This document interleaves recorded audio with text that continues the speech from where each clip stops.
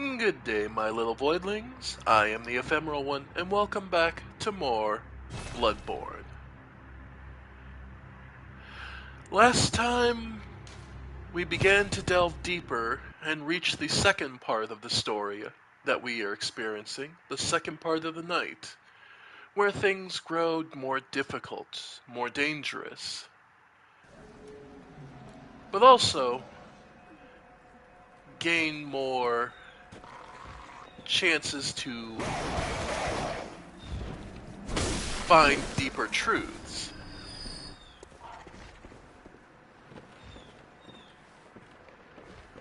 Let's see.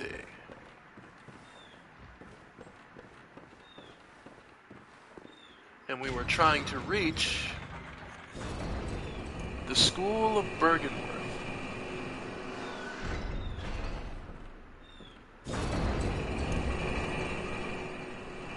But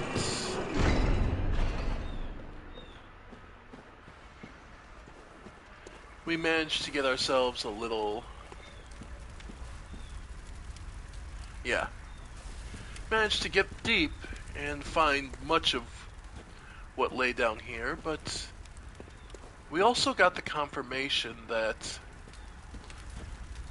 by and large, what we're seeing is the product of human experimentation with something found underneath Bergenworth.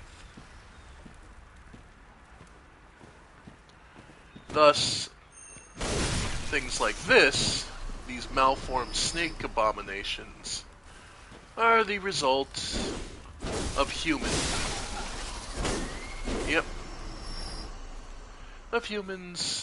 tempting fate and testing what they had no business doing. You'll see here these statues of what we know as amygdala. In the Grand Cathedral, they're poised as guardians with spears. Down here, they seem to be just simply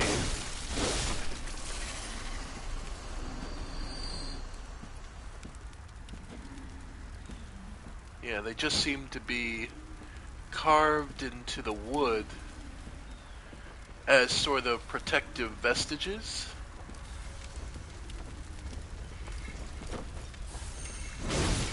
Nice. Nice.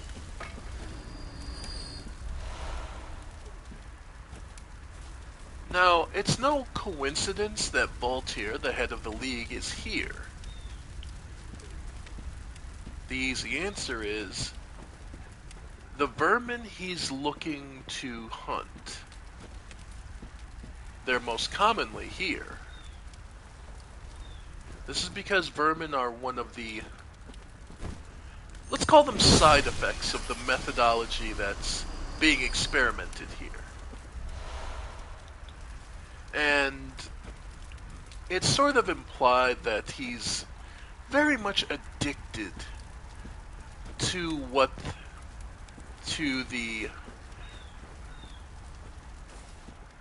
the effect of them is. Now, let's see. I did miss some of the stuff here. More Madman's knowledge. Okay, I did miss a little bit. More twin bloodstone shards. Upgrade materials are always welcome, because we will be getting our hands on, I forgot that, some very potent weapons later on. So having as much as possible can be quite nice.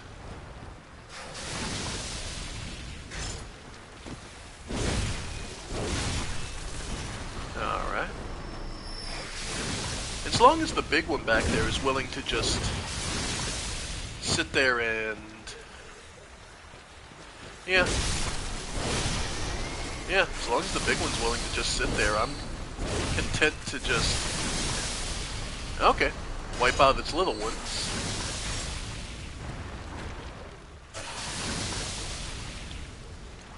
And I I do have antidotes on me, so...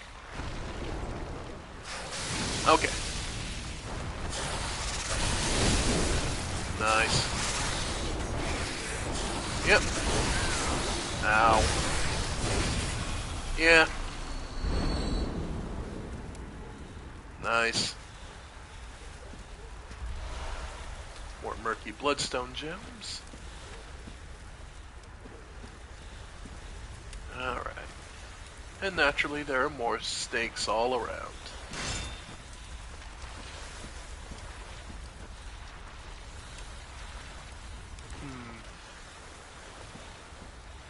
There's taking the main path, which is what we did last time. But there is also some hidden side paths. And in doing so, you'll find some interesting extras you might have missed.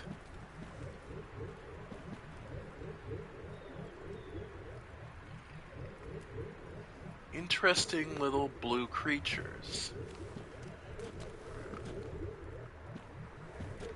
They make strange wobbling sounds.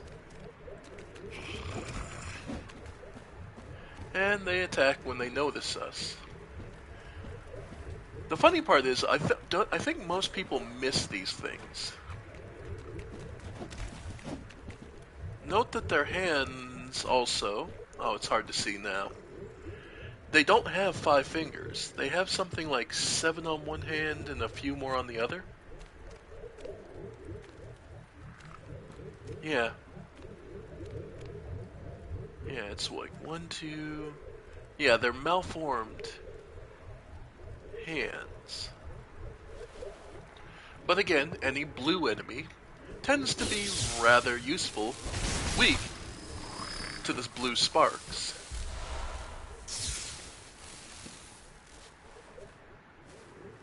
So,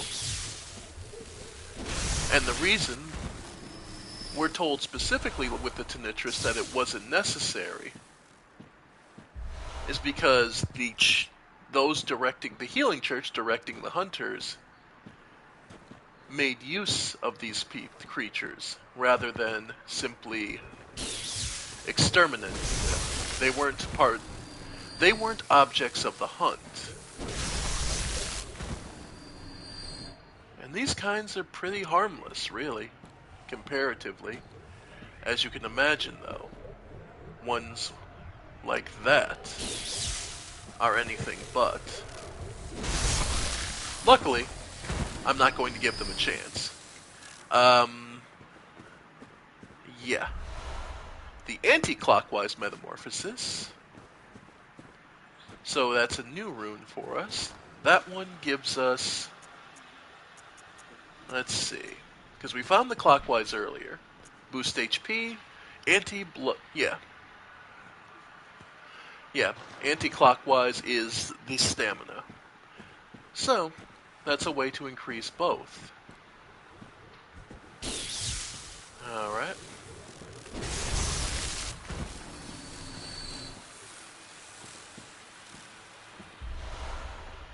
Arcane Blood.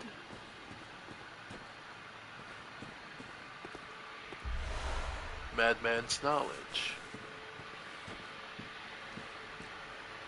Yeah. There are many ways, and I think most people miss this. Because it's very easy to do. I'm trying to remember where this lets out to, is all.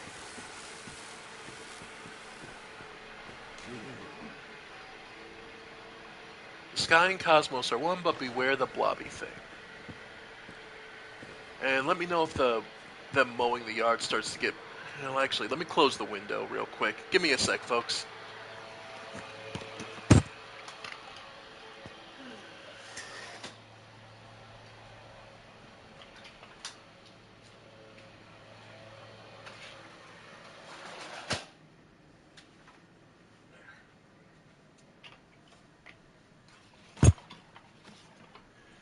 Sorry about that. Hope that doesn't get the droning of the lawnmowers going by. You guys can't hear. Anyway.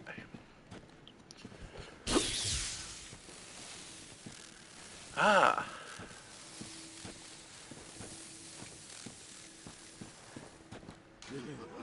Fear Arcane.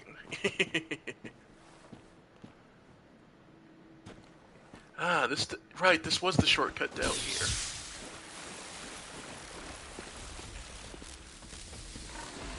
Yeah, because this was the shortcut to the pigs. Okay. Sorry, it's been a while since I played this game, and you can forget where the back ways are pretty easily. And another one of the hunters. Nice. Alright. The snake-headed hunters.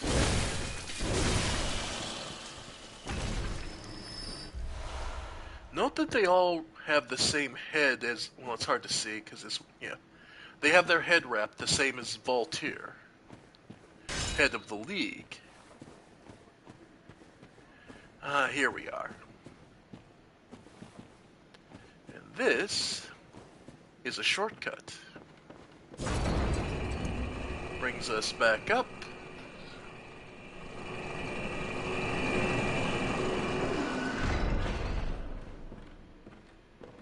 To the windmill.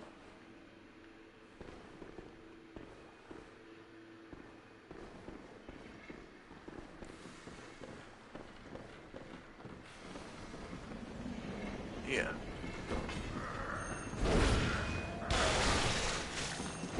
There it is. Yep. Yeah. And of course, yeah.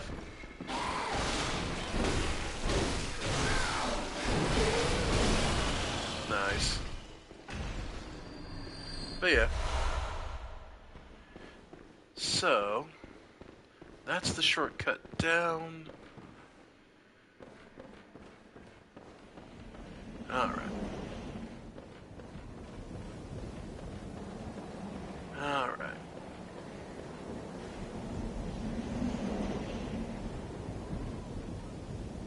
Trying to remember.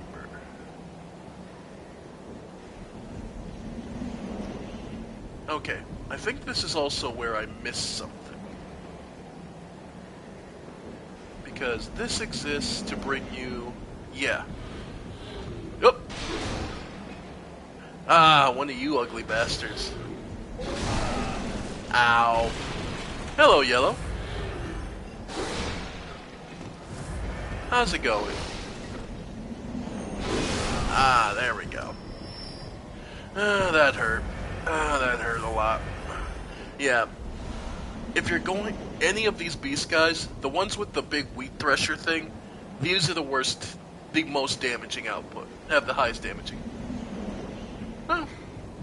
Well, I'm just enjoying myself before I have to go into my job too, so... Well, I hope today's not too bad on you. Well, if I'm not mistaken, this is actually the last survivor in the game, if I remember correctly. We're heading towards. Because I remembered after ending up back at the windmill, I don't think I ever talked to him. Well, I was the only I work retail, so I was the only cashier left for most of the weekend, so everyone else called off. Oy, that was a long weekend.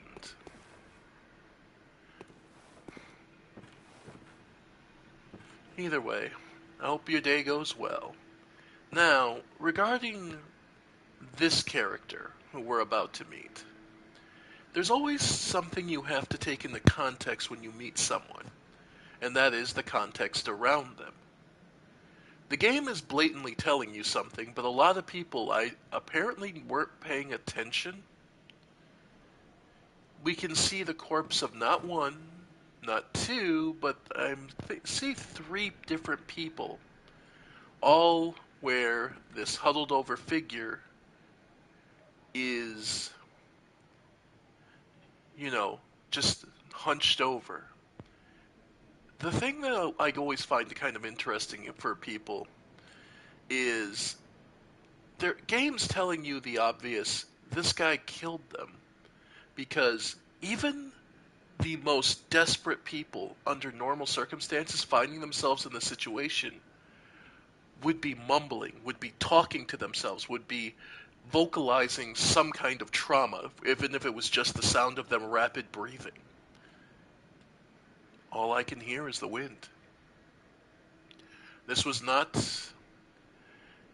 This wasn't.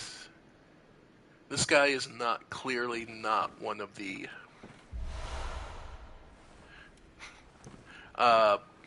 Is clearly not just a regular person. And they're giving you.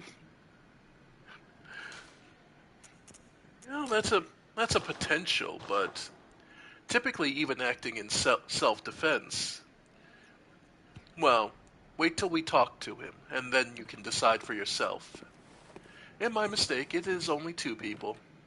I thought it was 3. No, it is 3. There's a corpse over here that's much more drained. Yeah, he's hunched over the 3rd corpse. Okay. Well, let's hear him talk. Whoa! Blimey, don't scare me like that. On a night like this, I took you for a monster. Oh, thank the stars, you're fairly normal. Was it you who put down that awful beast? Ooh, that thing had me trembling, frozen in my boots. And then you came along. Well, if you're a hunter, then would you know of any safe havens?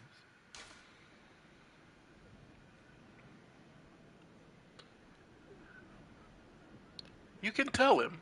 You can tell him of Vyovska's clinic. You can withhold information. Or you can tell him of Awaden Chapel. Now, there's an argument to be made that telling him of Awaden Chapel is a bit of a mercy. That being said, that mercy will get everyone in Awaden Chapel killed. This man is a murderer. His arms are stained with blood.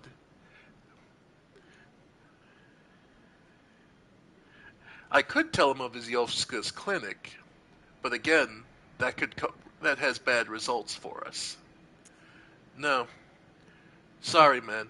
We don't know of anywhere safe. It's the night of a hunt. Obviously, it's not going to be good. And the game has told you repeatedly, and any hunters you've come across have said, no, anyone left outside, they're a beast. Do not... There's no sane person left out here. Oh, yeah, of course not. I should have known. This whole place is falling apart once again. It's the curse of Yharnam. Sadly, that is fairly true. The curse of Yharnam results in this happening. Still, best to make sure that there's one less beast in the night.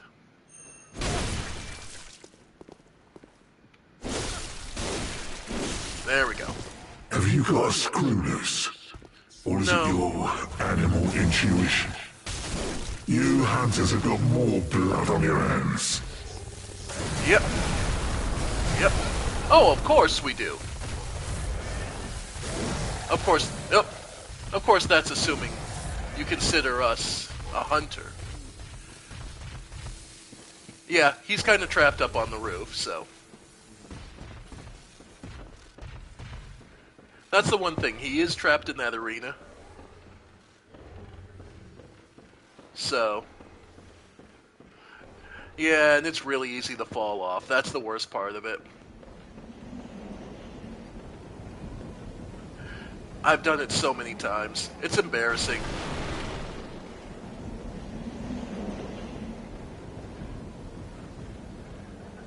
And I won't deny. Well, to be fair, we're dressed like a hunter. We go around dressed as a hunter. Though, it's interesting to say that, because, again, the biggest thing that a lot of people aren't telling you is that hunters are considered so disposable. Yep. Alright. Wow. And yeah, I forget how weak he is to poison. Yeah. He's really weak to poison. Like, one poison knife was all it took to do all that. Yep. But yeah, the game gave you poison knives because this guy can be a pain in the ass otherwise. So, just keep chucking them when it stops dropping. Yeah, otherwise, after all, hunters are meant to be smart about the way they go about things. After all, no matter what else you say, hunters are meant... Die! Hunters are killers, nothing less. You call me a beast? A beast? What would you know? I didn't ask for this. Oh no, I have no doubt about that. He probably only went to the healing church after an injury. Perhaps something fell on a foot or, hit his arm, broken arm. And they were kind enough to imbue him with some of the healing church blood. The tragedy of this individual is the tragedy of so many others. There just happened to be just another mark for the church to take advantage and experiment on. However, some people simply take to the beast a little too strongly than they realize. If you want something similar to this, actually, look up Vampire the Masquerade and understand how the beast and redemption system works of the Masquerade. Rancid beasts, every last one of us.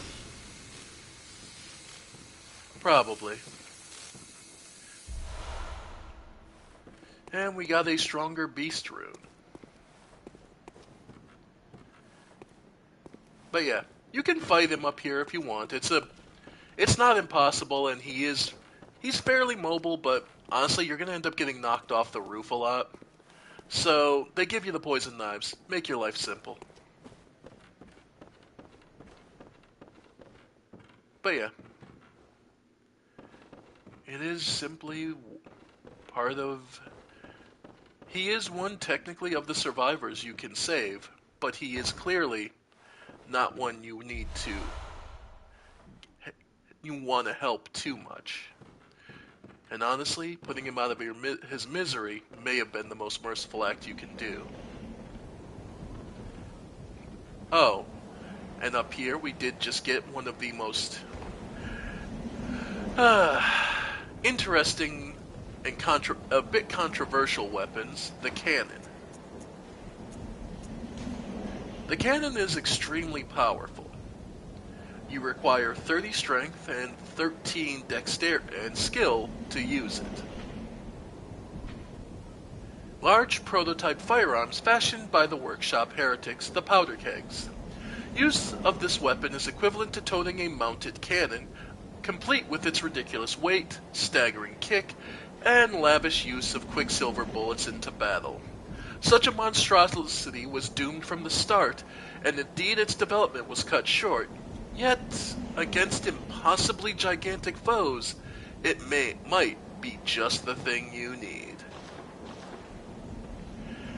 They've had to adjust this thing so many times for balance purposes and for the fact of how many shots they want you to actually be allowed. Because in the original game, if I remember right, before it was patched, it was theoretically possible to get, I think, 6 or 7 shots out of it. If you did if you measured out your Quicksilver's bullets right by, making your own from your blood. And it trivialized quite a number of bosses, if I remember correctly.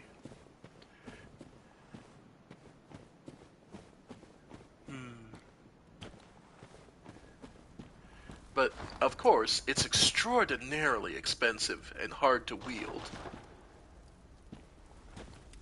But, all the same, the firepower behind it is ridiculous.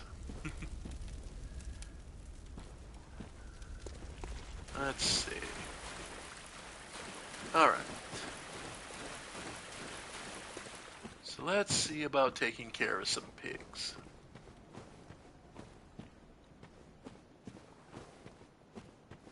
Alright.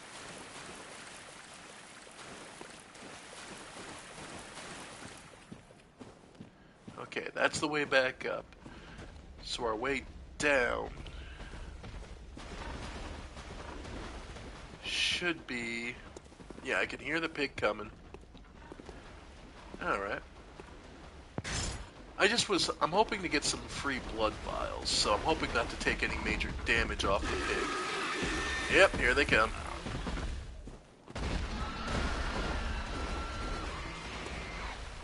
Yeah, taking advantage of terrain is your best way to deal with the pigs.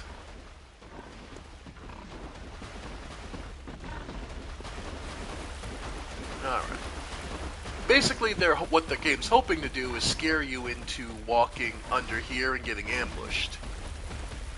However... Yep. Yep. There we go. There we go. There we go.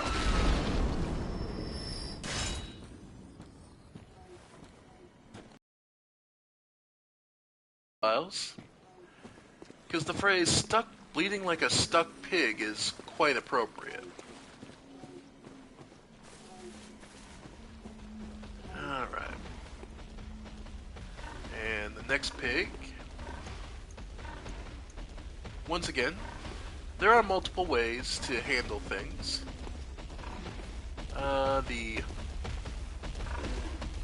Yep. Go ahead.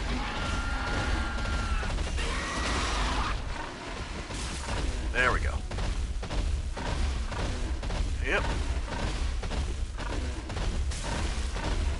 Alright, 2 knives. 3. Wow, they have surprisingly high poison resist. There we go, 4 knives. Okay, so it takes 4 poison knives to get a pig poisoned. Yeah. Now, I believe unlike in the main Soul series, the longer your resistance, I don't think it lasts longer then. I think poison is inflicted a very specific amount of time in Bloodborne. Because in the Souls games, the longer your resistance, once it actually procs, the longer you're poisoned.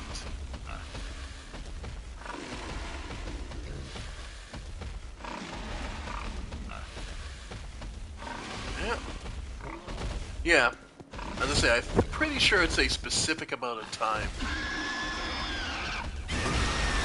Alright. I missed. Oh well.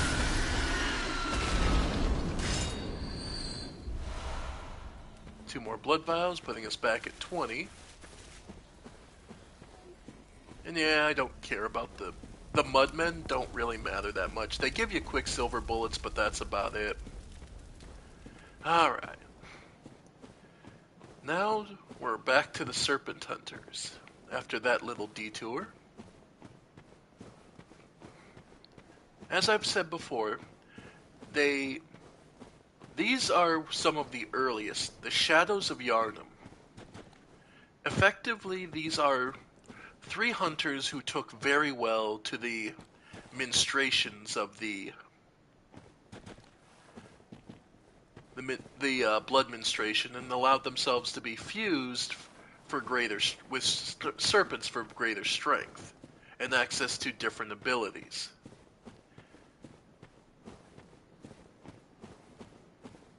These are probably 3 experimental victims who are now just set to guard the door to Bergenworth.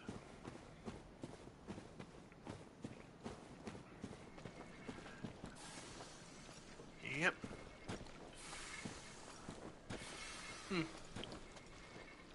know what's funny? Yeah. You know what's funny? I thought there was a old hunter would help you for this one, but don't particularly need it. I just always like to show off the old hunters because they are quite nice to have. All right. Now, rather than Molotov cocktail, the poison, and let's go with the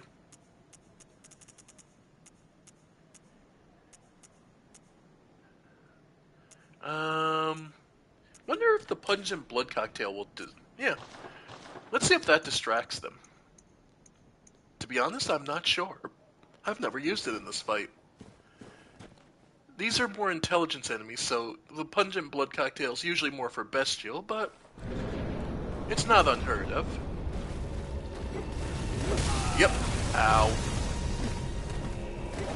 Got the tag right off the bat. Yeah, the sword swinger, yeah. Basically, the bait is the sword swinger wants you to come in on him so that the flamethrower mulches your HP. Meanwhile, the one in the back with the Tonitrus is just looking to bait you out. Alright. Now. Alright. Meanwhile, okay. Yeah. Yep. The gravestones are just looking to get in your way. Note that there. Yeah. Ow. Alright. Yep. Ow. Alright. Yeah, these guys are very coordinated and they know very much what they need to do.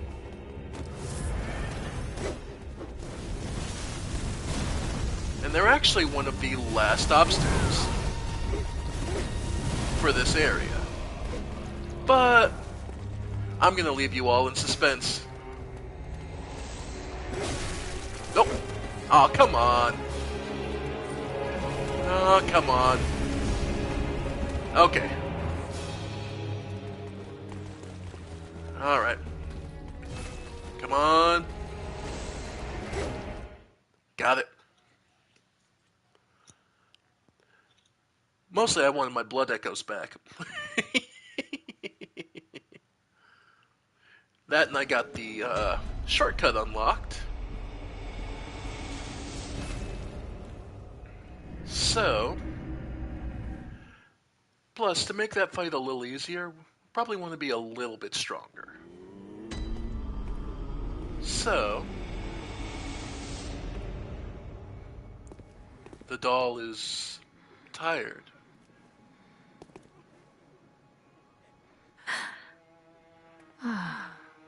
Welcome home, good hunter. I must have drifted off. Having a dream What yourself? is it you desire? Very well, let me... So, strengthen that. Alright, and we begin our...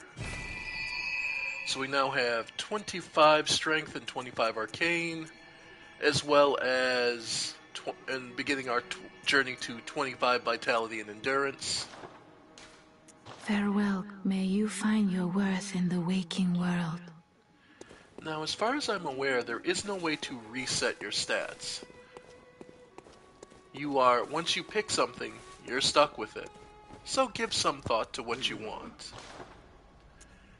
And we have a lot of insight, so let's get some fire paper. And 9 more. Fire paper just comes in handy. Alright. Alright. And let's see. Weapon-wise, am I just up to chunks? Yeah, I just need chunks for those two. Repair them. Alright. Fortification. Let's see, have I gotten any better stones? Nope, nothing. for there. Nope. Ooh, we did get one better tempering. And how about for the Tonitrus?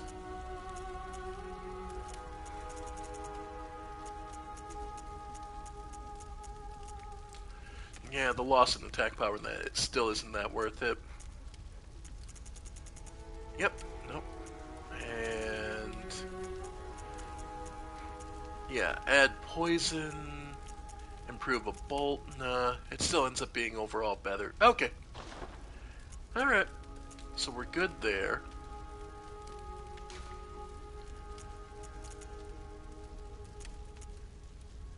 Now this is an interesting one. The Arcane Blood Gemstone actually turns all the physical power of this into arcane, and then increases the arcane damage.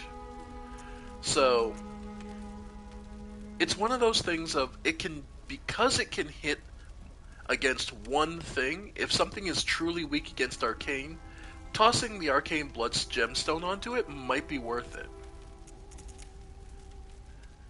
But that's just depending on how you do. Alright. And each weapon has different variations, but we'll come back to that.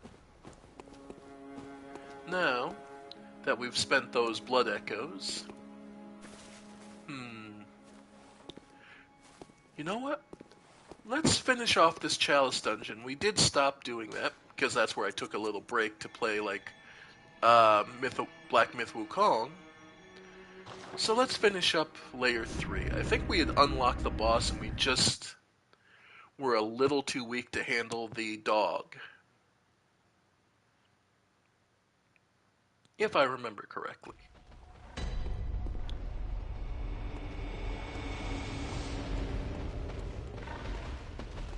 Oh no, we hadn't even opened it up. Oh, okay. Oh, okay. If that's all, this will be relatively short.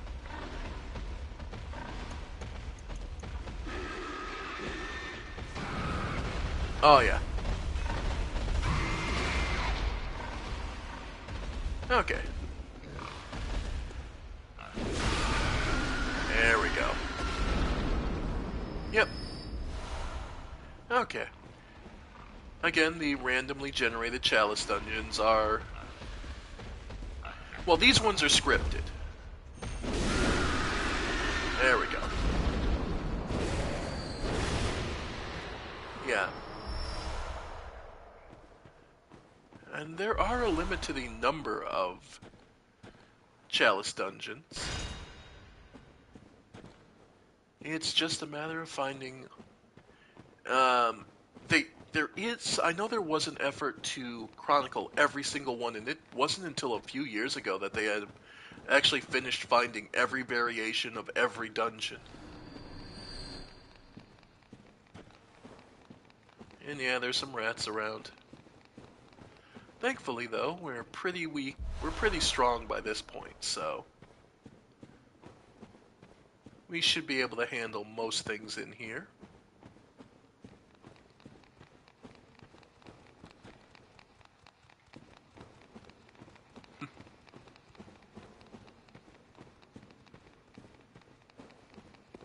Alright.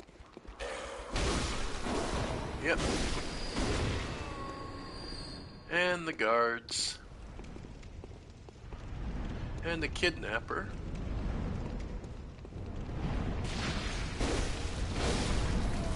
Yep. Wow. Actually made it through. Okay. Yep. Yep.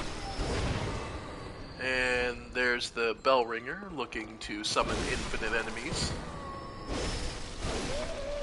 Yeah.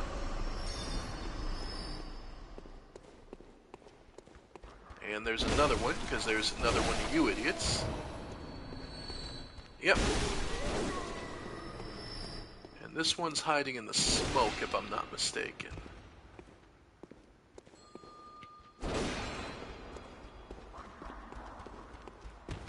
Ah, there she is. No. Okay, so the smoke was just there to cover where she is gone.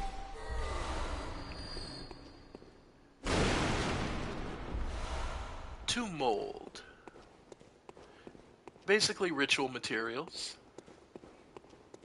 And yeah, the smoke is mostly here just to cover, so you can't see where they are exactly. Alright. So, bit of a dead end.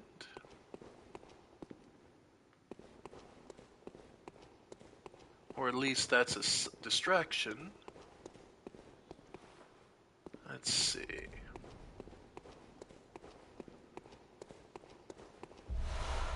Quicksilver bullets. Alright.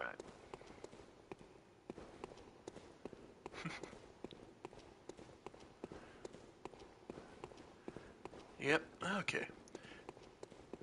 So they have chronicled like where you can get every hidden weapon, because there are hidden weapons, but in this game, alternate versions of the weapon work functionally the same.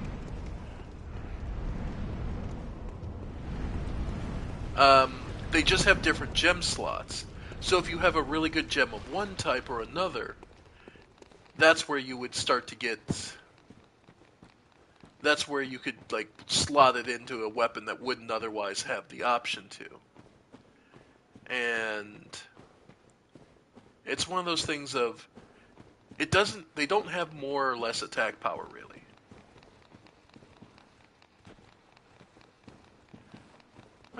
I'm not sure yet. Honestly, this is mostly a story-focused playthrough, focusing on the world and the experiences the game offers.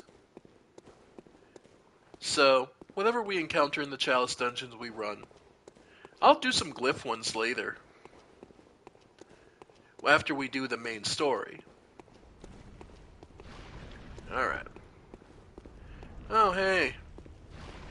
The little slime bastards. Okay. Kidnapper, yeah. Okay. Over here, big boy. Rat smells us. Alright.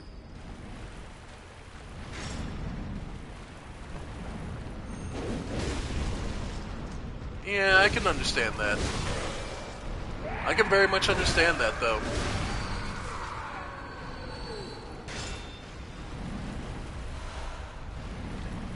Alright. And you get to just burn. It's the reason I carry the flamethrower, because even if there's only 1-2 enemies that are physically resistant, it just makes life easier. Yeah. And there's the switch. Basically, the third layer here teaches you that the switch will always be guarded, but it won't always be in the fancy room. They're more than willing to throw them into the nasty goop down here. Because up to this point in the Chalice dungeons, you'll see that they put it in a fancy room, but this is your lesson that the can be anywhere. It can be in the side of a room that you weren't paying attention to. More tomb mold. Alright. Alright. And they'll always call it somewhere, but we know exactly where it is.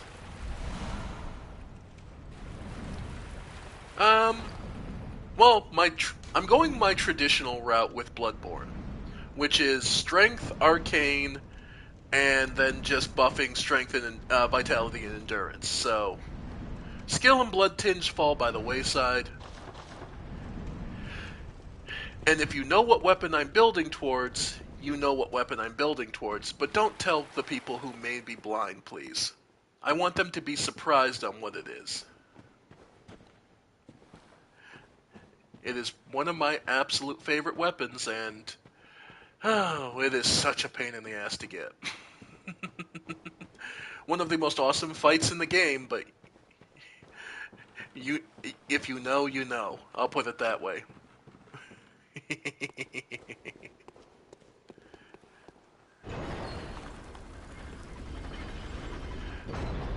For those who don't know, I'll tell you this. It's a From Software special and signature.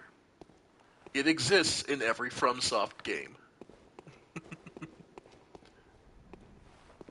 Even if you don't never encountered it, it exists. Alright. The third boss. Trying to remember what it is. I truly don't remember what this third boss is.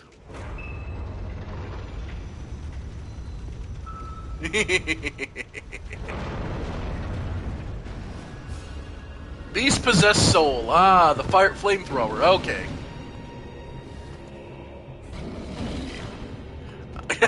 The 1-inch punch. Ah, here we go. Yep. He's fun. He's hard to get in on. Hi, old queen. Alright, come on. Yeah, he's hard to get in on. He's far more mobile than you think. And when he comes in, yeah, and that's the problem there. Even when he decides to come in on you, yeah, he's quick to get the hell back out. This is not a dumb beast. This guy knows exactly how to hunt. Got him. Okay. Yeah. The interesting thing is, beasts wield fire. What would normally be their weakness.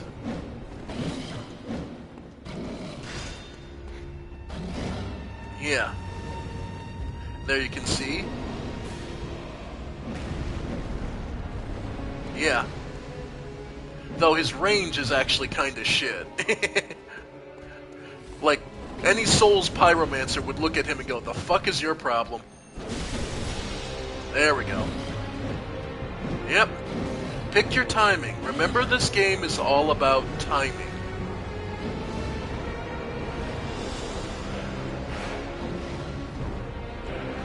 Oh god, don't get me started on Dryleaf. He had such potential to be so badass.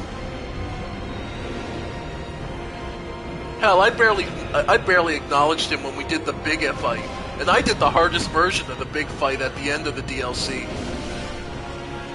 Because I had the only person I had on my side was fucking, was the one blood guy. He was the only one I had on my side. Alright. And we've reached the end.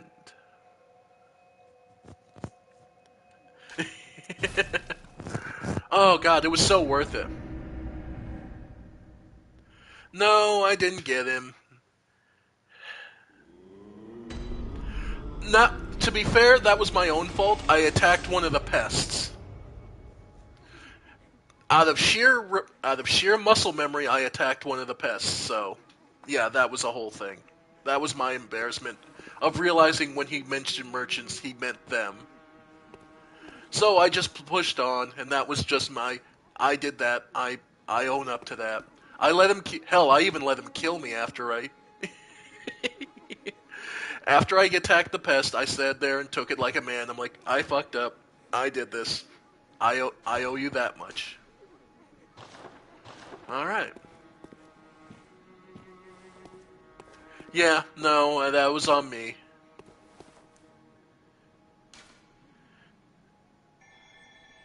This chalice dungeon has been deleted from the server. Yeah. But now that we have the Tumerian, so we could engage in another ritual. Remember... So, and now, the thing to remember is that with the chalice dungeons, the root ones, you can get a different version by going here to a different altar slot. And each one becomes a different dungeon. This is what made this take so long to catalog what all was hidden in this game, is because going from one to final, you can engage in very different ones. So, oh.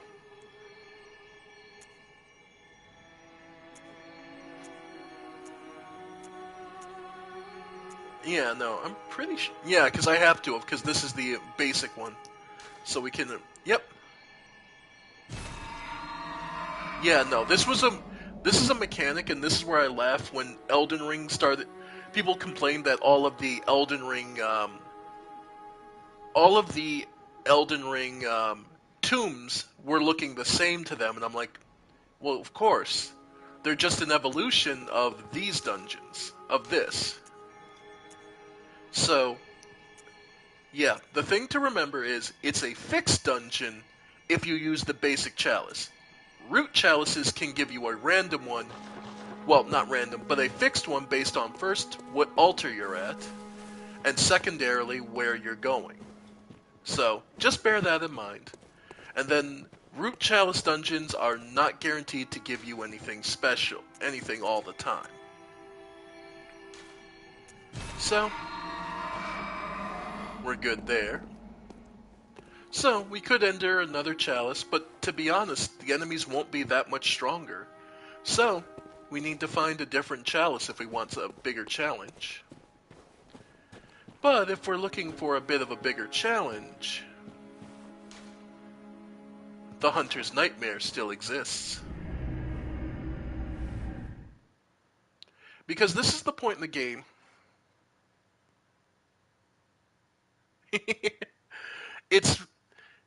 It's easy to misunderstand, and speaking it out can sometimes help for people. Now, the way this works, and bear in mind any glyphs or alterations you do to modify it, which are a later addition, do alter it as well. Now, the Hunter's Nightmare. I've talked about this a bit before, but there, the sun in the sky is the same design as the blood-drunk hunter's eye, meaning that you can only reach it. And if you've been wondering where the mind of so many of these people are, this is where they are. Ow. Gah. Like, the mindless hunters that are roaming Yharnam. Where's their mind at? Where's their thoughts? Are they just lost in a dark reverie? And the answer is yes. Yeah, this hurts. Yeah. This is the DLC, so this is where they had no real feeling of having to hold back on you. They didn't care. They get to just hit you as hard as they want. Because worst case scenario, this is extra. There. Yeah. There we go. Yep. Yeah. Yep. Ow. Yep. Yeah. Oh god, you'll notice I'm not even trying to parry this shit. This is not... Yeah. I'm not even gonna bother trying to parry this shit. There we go. I don't even bother trying to parry it. Like, I'm not a parry player. Hell, I barely made it. I suck at this. I barely made it through Sekiro. I'll be perfectly honest. Like, I got to the...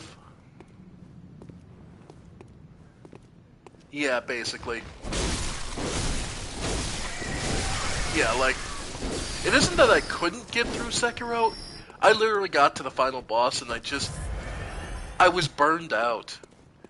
The gameplay style is so strict in that game, is what got me.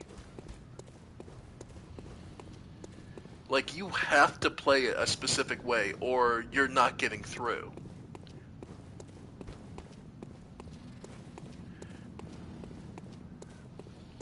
That and the quote-unquote good ending being locked the way it was behind you having...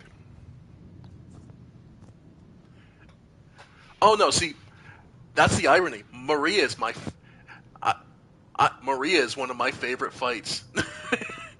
Like, I legitimately have gotten to the end of Maria and let her kill me just so I can keep fighting her. I love Maria's fight. She is my favorite fight in the game, and that will probably never change. Like, she holds my standard as, this is what a Souls boss should be. Because the feeling of dancing with her is so good. And the feeling of how tight and strict the timing gets. No, not even strict timing. It's the way you can evade her and still keep going. That even if you don't manage to perfectly dodge, you can get something out of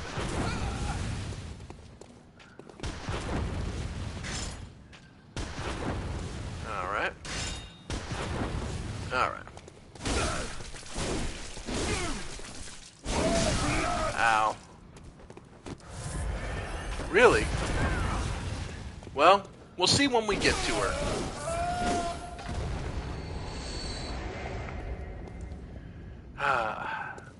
But yeah. No, I can understand it. Believe it or not, it's the opposite. I've never beaten Orphan on my own.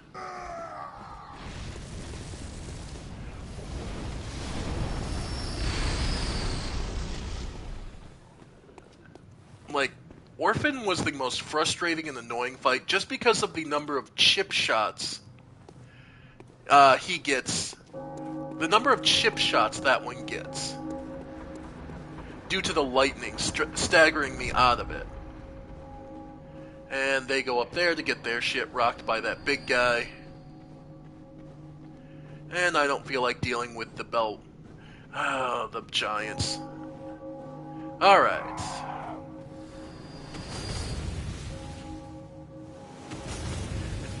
If it's what you had to do. I learned to dodge her so well. Alright. I will always love this trap. The sentry gun's there to try and force you into the trap. Alright. So, fire, fire, fire. Then you get up to here. Bloodborne cover mechanics. I love it. Alright, so it's... Alright. The other thing people... An amygdala, and the corpse of an amygdala here, makes it easier to get around.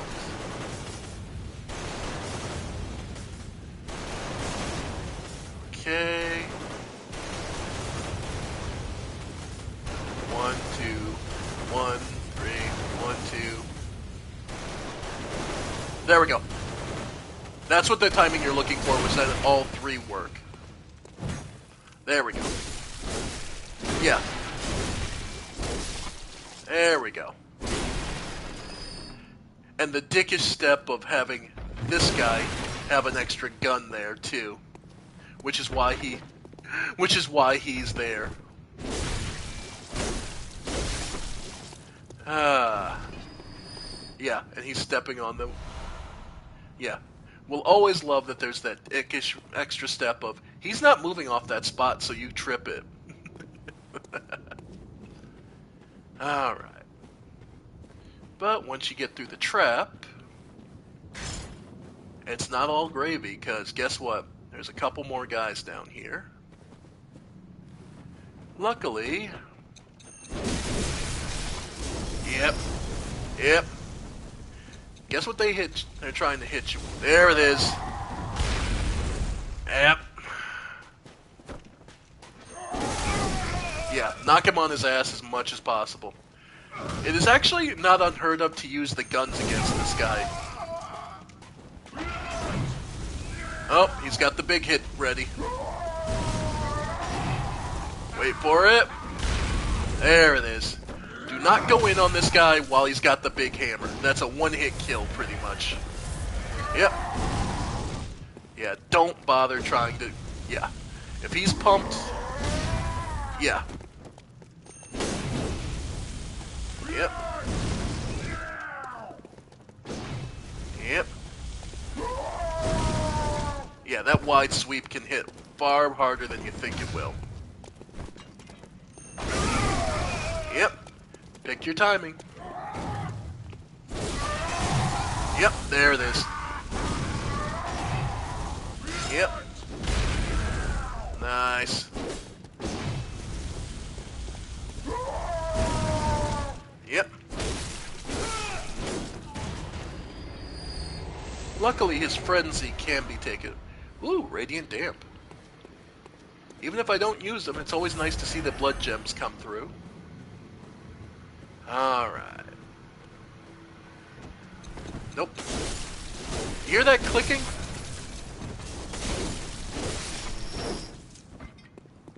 Alright. Blood vials, nice. And the river of blood. We'll get to that in a moment. If I'm not mistaken, I believe it's a shortcut back over here. Yeah. First... Yeah. The memories of Yarnum playing out. Because you have to remember that this place is a jumble of memories and the delayed Molotov, basically a ticking time bomb. This place is a jumble of memories of Yarnum.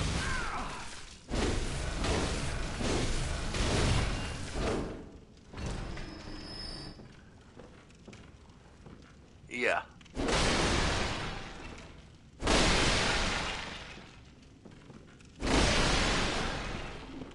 No. Yep.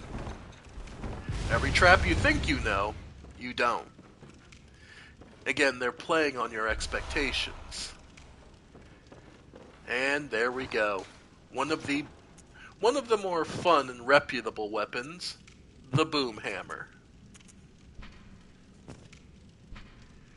A trick weapon used by old hunters, crafted by the workshopped heretics, the powder kegs.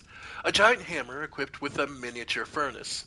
When ignited and fired, it emits a volley of flame that explodes furiously upon impact. Crush the beasts, then burn them. The brute simplicity of the boom hammer was favored by hunters with an acute distaste for beasts.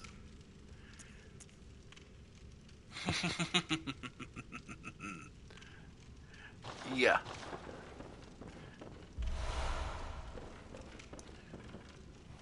That will come in handy. And much like back in Yarnum, if you'll recall, at the very beginning of the game, you had to enter that similar kind of place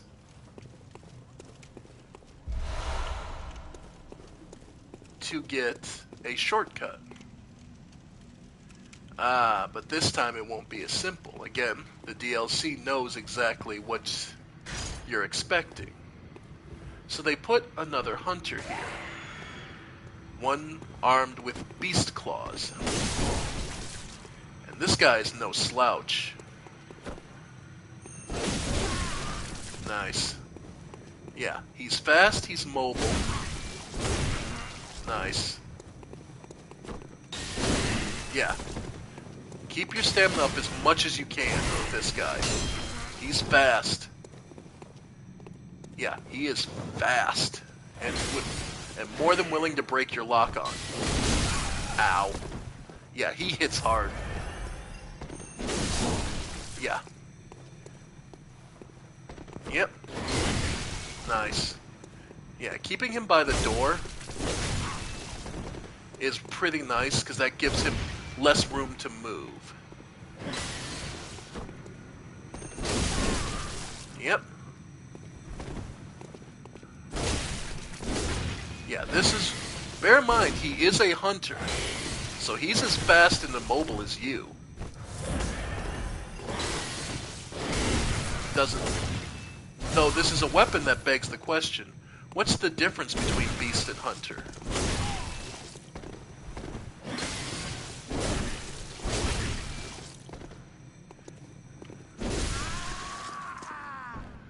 Nothing, really. Circumstance. Pretty much. The Firing Hammer Badge.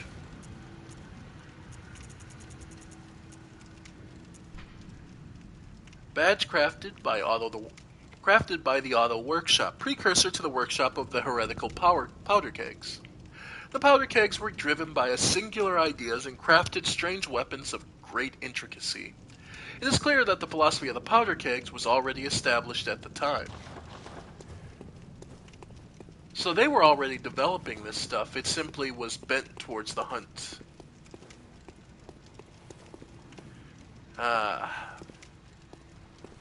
And again, this malformed version of... this malformed version of Yharnam. Oh friend, wondrous friend.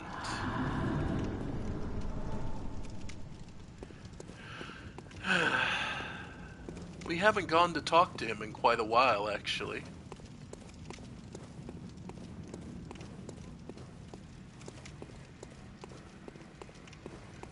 I wonder what became of him. He knew his time was coming, and he's the one who gifted us this flame sprayer in the first place, after all. When we get a moment, we'll have to go back and thank him. It saved our lives and made this journey possible and easier.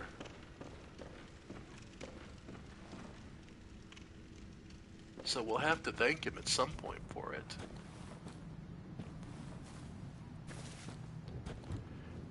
Come to think of it, we never did go see whatever became of that little girl either. The daughter of Father Gascone.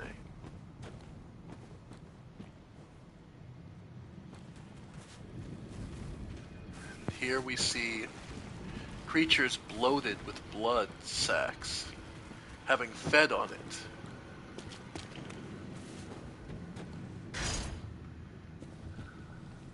Bottom feeders who... Yep. They move fast. They hit hard. Yep. Their attacks are sudden. They hit hard. Ow. Yep. And, well, as we might expect, cold blood would be common here.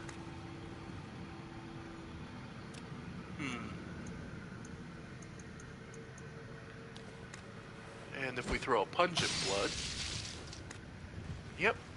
Really? Must be...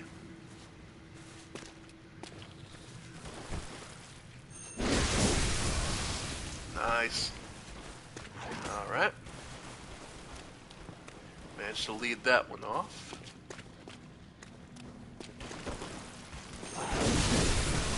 Nice. Yep. Alright. Damn. Its range is actually pretty nice. Alright.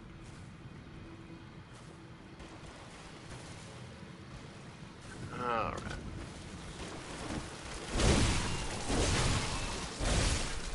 There we go.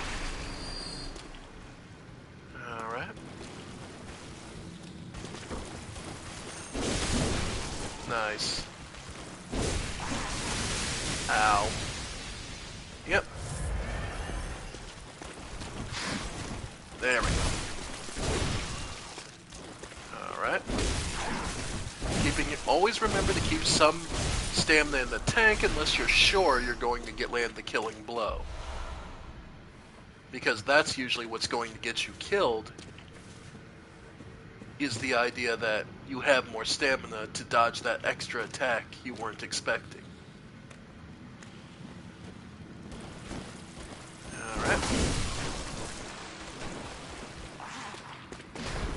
Yep. Oh, there we go. Pissed it off. Pissed off both of them. Alright. There we go. Alright. Get some stamina back.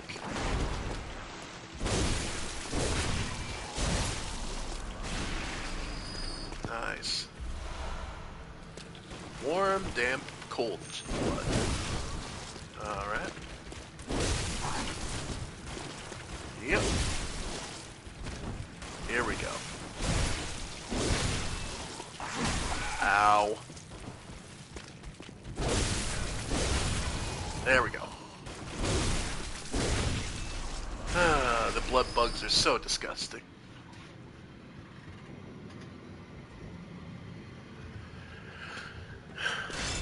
Alright.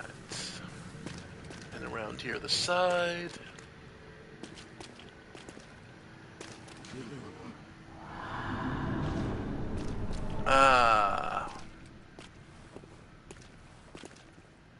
Okay. So that's one way. I believe... I'm trying to remember, because there's... I believe there is a shortcut around here. I just don't remember where.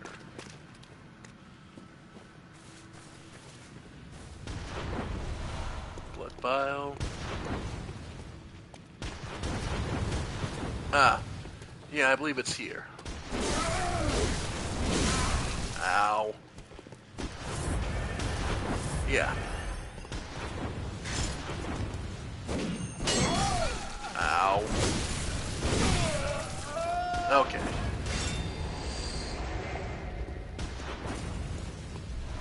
Quicksilver bullets. Yeah, this guy is just insistent with that rifle. Yeah, there's an ambush right there. See if this'll help.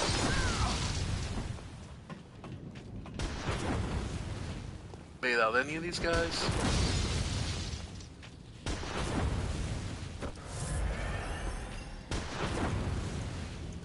Alright. On Molotovs.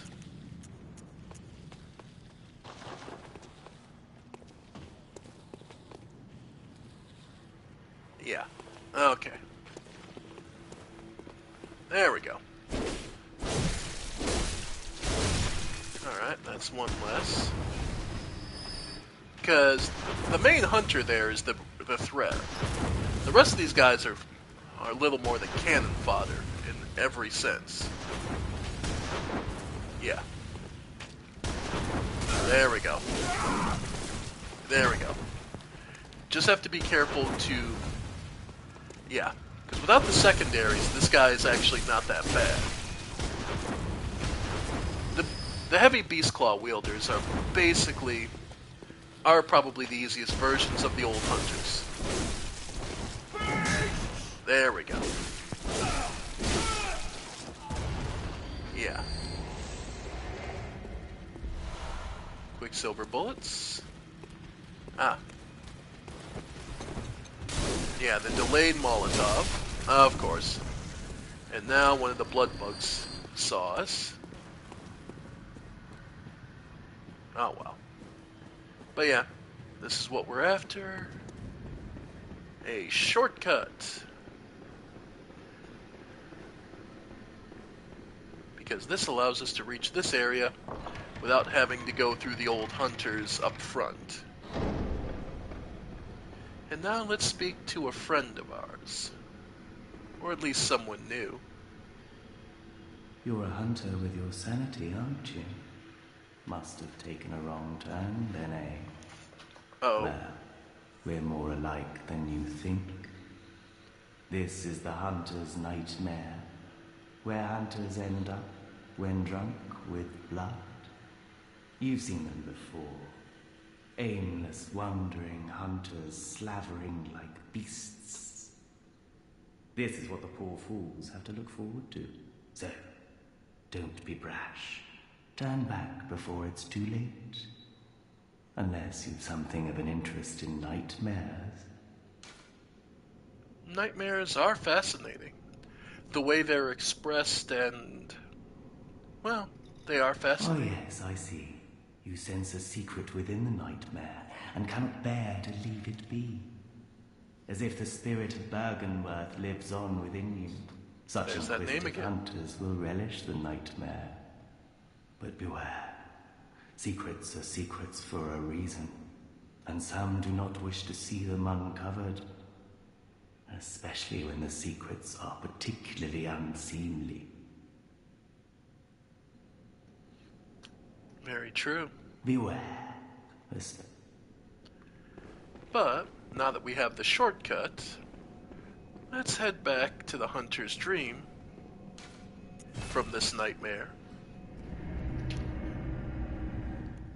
Because we did just pick up something that I think will come in quite handy for us.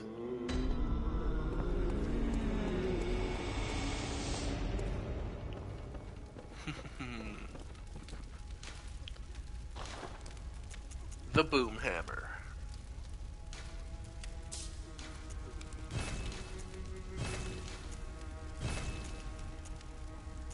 Alright. Alright. And actually, one of the other things I should finally actually upgrade is our flame sprayer to be a little more. There we go. So, the boom hammer. Let's see what we can get it up to. 62, I thought I saw an 83, yeah. Perfect. Fire blood, murky blood can add bolt attack. Yeah, no. Fire up, just the fire damage, or fire attack up and actually increases our, we get regen basically. I think that'll be worth it. Then 100. Yeah, looks like the 100's about where we're gonna max out. 100 and the physical if we're at full HP. Might as well take that. Alright. We could add a slow poison effect to our hammer. I don't think that's too necessary. So, let's see. The Hunter's Axe has served us well. And the Boom Hammer, yeah. But I think it's time we move up to the Boom Hammer.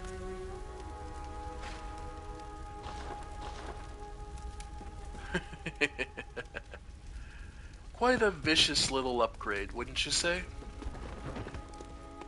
Now, the attack power number is a little misleading, because you have to remember that it is technically... It's basically adding the fire damage, which the fire damage is processed separately. So it's not necessarily just going to be automatically, 100 extra points of damage. It's going to be... Yeah, the physical attack, the raw physical attack, it's only about 8 points slower, but it's adding that additional fire damage that will usually work out to nicely. Of course, this also, much like the Tinnitrus, you have to get used to pumping it, which I mean is activating that fire damage. It's not automatic. On its own, the hammer only attacks physically. Until you hit the button to activate the fire damage, it's not applied. So keep that in mind. This is an optimal damage kind of thing that it's telling you. It's up to you to make the most of it. So, we could continue there, but there's also a couple other places we can go. Now that we have the Boom Hammer, let's head back to the Frontier. Or, we can go, no, my mistake. The Nightmare Frontier. We go from one frontier, nightmare, to another. This is what exists outside. Remember, this is what exists outside the lecture building of Bergenworth. That's how you get here. You leave the lecture building's first floor, and it brings you out here. Oh. Yep. Oh no, okay, so... Yeah. The hammer hits pretty damn hard.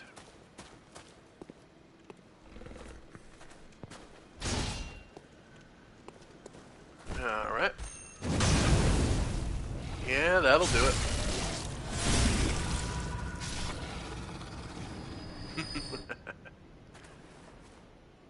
Yeah, the hammer hits pretty damn hard.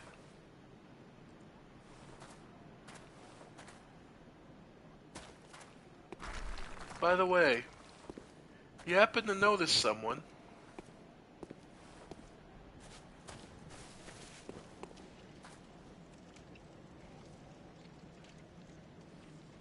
It's the same guy who brought us to the lecture building in the first place.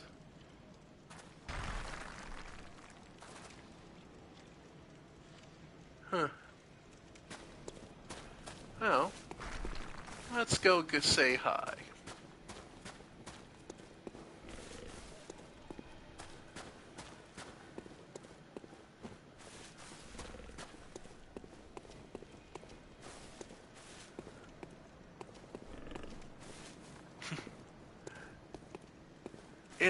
And anyone who's played a Souls game knows what's about to happen. You already know this. The shining lights lead you to the edge to an item.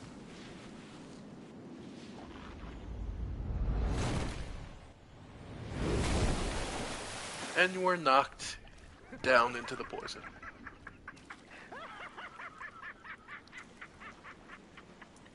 Don't dally, you lucky scamp! The gift of the Godhead cometh!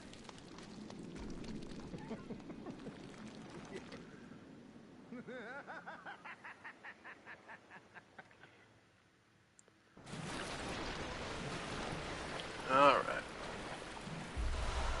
So first thing to note, you are going to be poisoned here. There's just no way around it.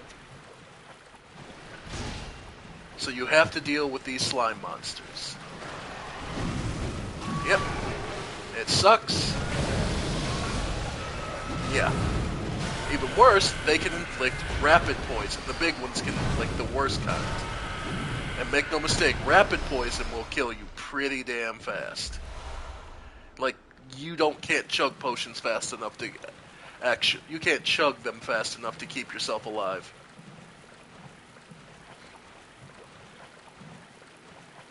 And yeah. Alright. Alright. Alright. Okay, no. Okay, even here. Okay. Yeah.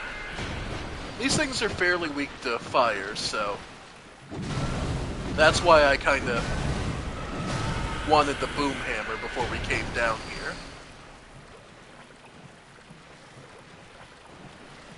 Because, end of the day, consistent fire damage that doesn't require you to have an item is very nice. Alright. The extra. Yeah, I don't care about the extra bloodstones at this point. I've had more than enough. And we can always come back down here. Alright. Ow. Yep. And poison can and will kill you. There we go. Yep. Alright.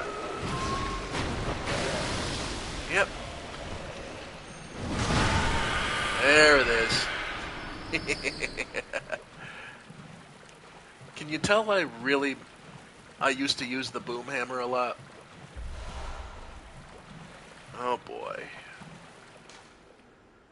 Yeah, now we get to the hard part of this area. You see, there's one particular enemy that never stops being a massive threat.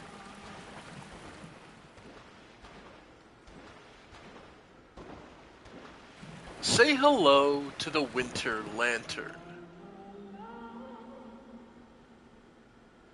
Yes, it's singing.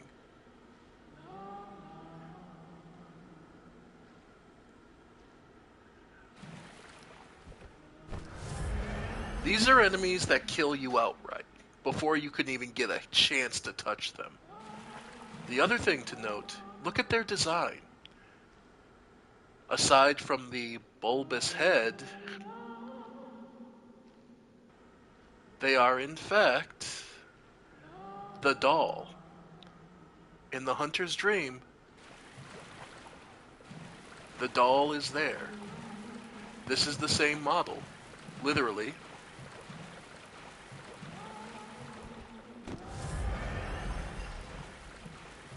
Now, I'm not joking when I say these things kill you before you can get to them. They have, just by, if they are in their line of sight, they inflict you with frenzy.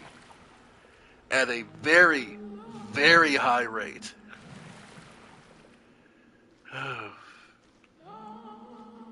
And they actually only have one attack in this entire game. And it's a grab. If they manage to get it off, you are dead. There's just no way around it.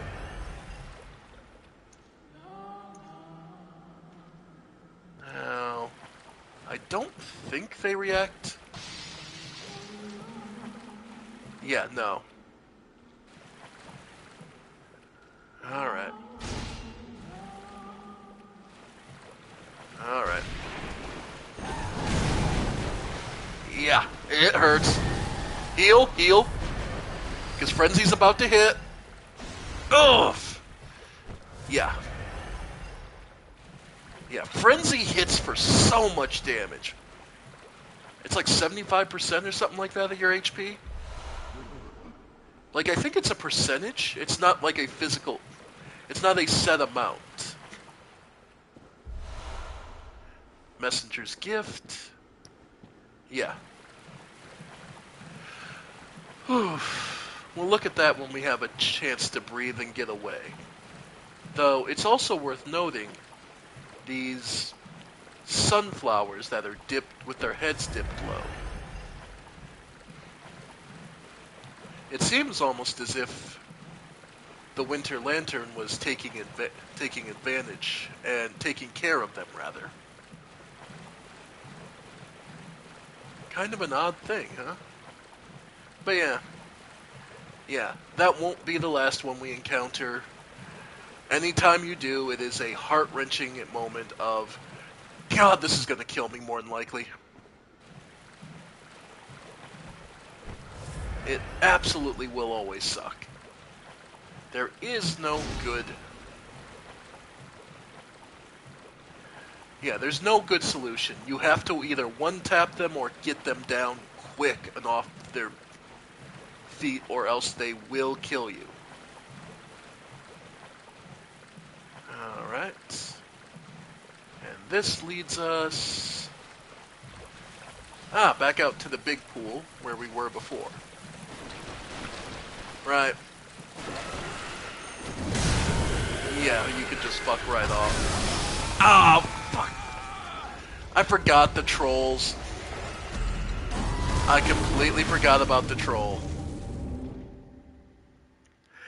I'm like, okay, yeah, the slime creatures are fine. I forgot. I didn't take the other way through, so I haven't cleared out the trolls.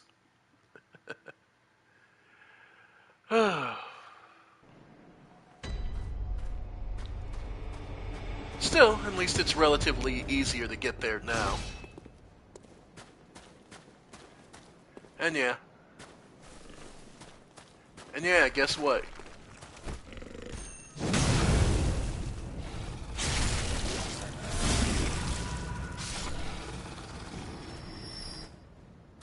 Your buddy is still there waiting to push you off. Yeah. He really loves his job. But yeah, that is Every Souls player knows who exactly that is. And since we played the Souls series on the channel, I can officially say, well, hi Patches. If nothing else for me, his presence in this game, in that form, tells me exactly when this game A is basically taking place after Dark Souls 3.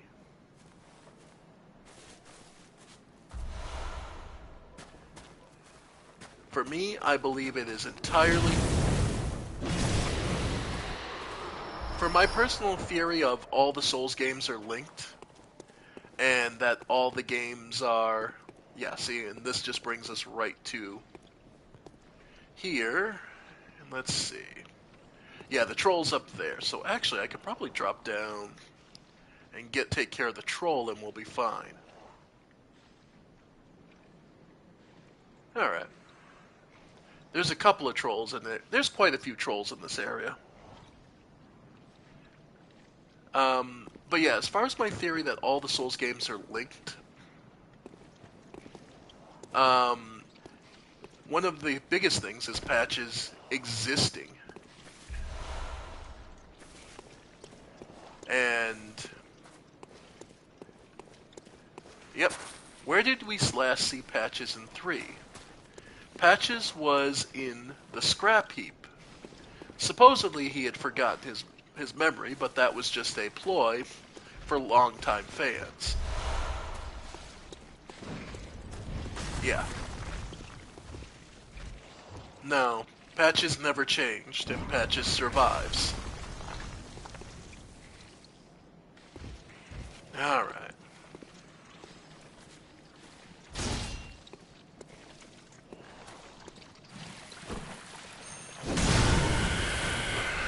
Yep.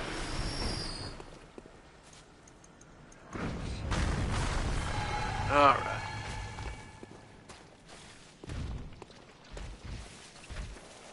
Ah. Hello.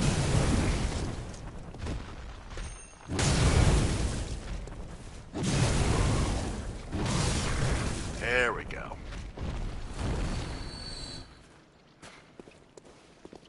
But yeah, in my opinion, Patches basically survives, and survives longer than any other undead. Basically becoming a test subject for those of Bergenworth. Alright. And they tested if an undead can survive with its head cut off. And somehow they managed to find a way to keep him alive without triggering his respawn.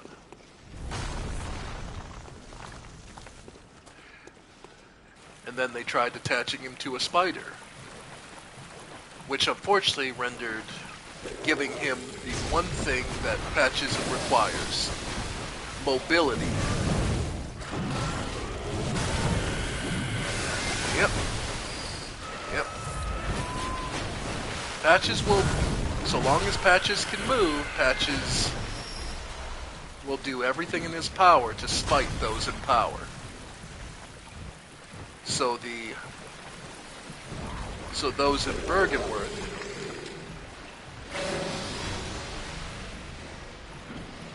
yeah. Our friends in Cold Blood, nice. Alright. Let's see. Yeah, this is where we came in.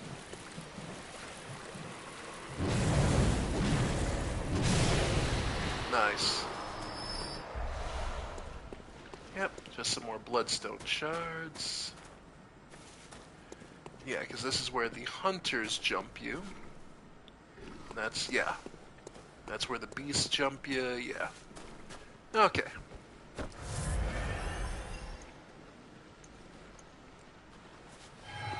Alright, and here come the big boys. So... yeah. Yep. Let's see if we can't clear this out just a little bit. Yep. Yep.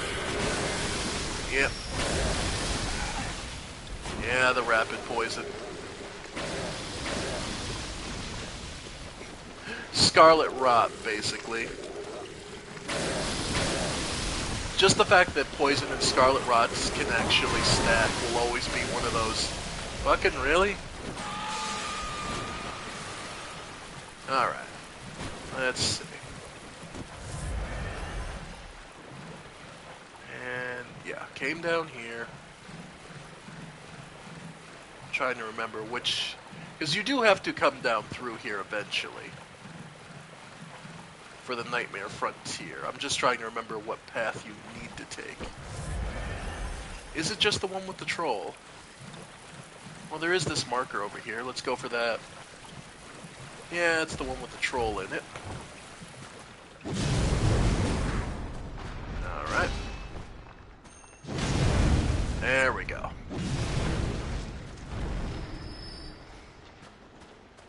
Alright.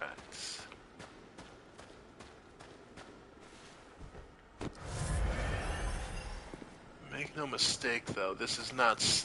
The Nightmare Frontier is never safe for you. Yep, shit.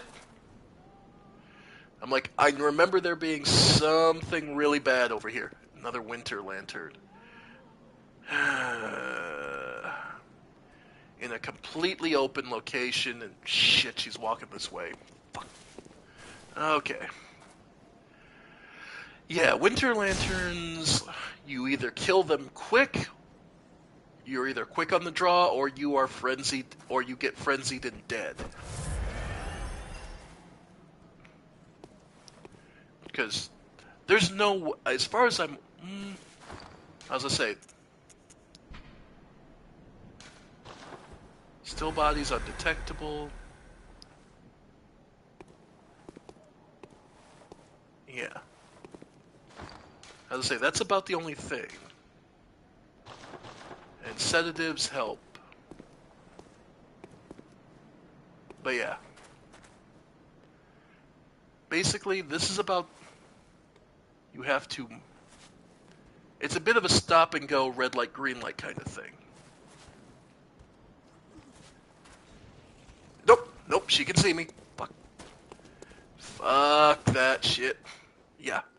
And here's the problem with Frenzy. Look how little she saw me, and look how fast it built up. And even then, once you're out of the effective range, it's still hitting you.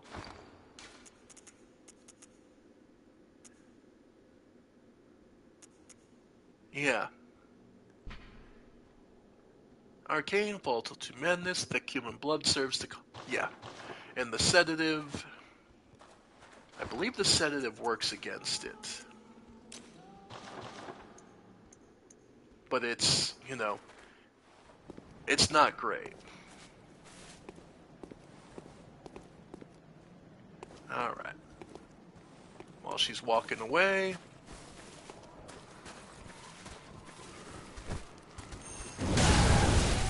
Alright. Oh, shit! Okay. Sedative. Okay. Oh. Fucking hate winter lanterns. Well, of course everyone does, but yeah. Frenzy just... It always feels like Frenzy should work a little differently. Yeah.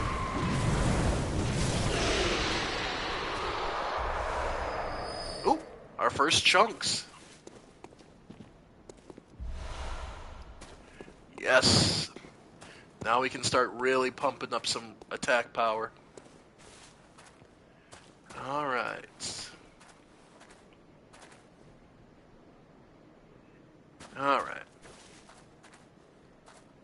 I'm trying to remember if there's another Winter Lantern. Madman's Knowledge. Yeah, I don't believe you drop down there. You don't want to.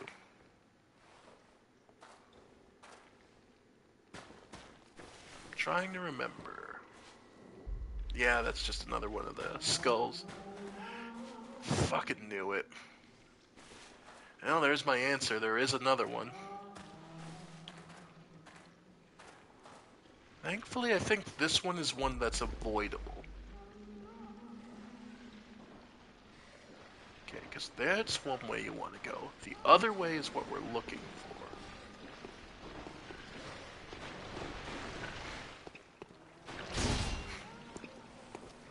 Yeah.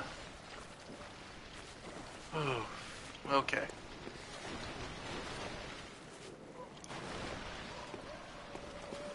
Alright.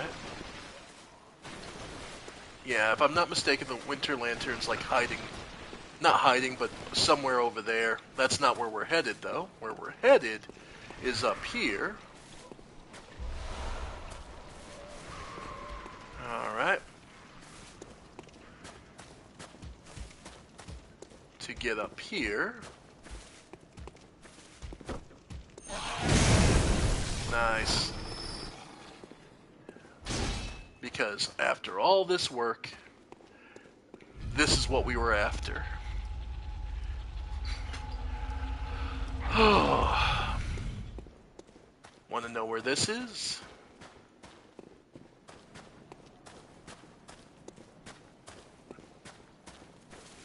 We're back at the start. Yeah. We now have made a complete loop, and we now have an elevator directly to the end of this area. Oh. Yeah. Which will lead us over to that. And we'll come back to there in a moment. But first, we've got a ton of blood echoes. Let's go put them to work for us. Oi, oi, oi. Alright. Just thinking, anything else? Well, we have so many.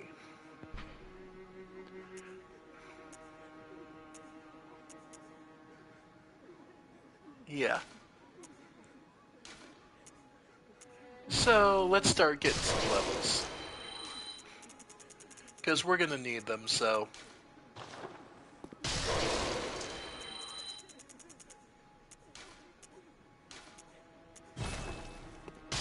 Alright.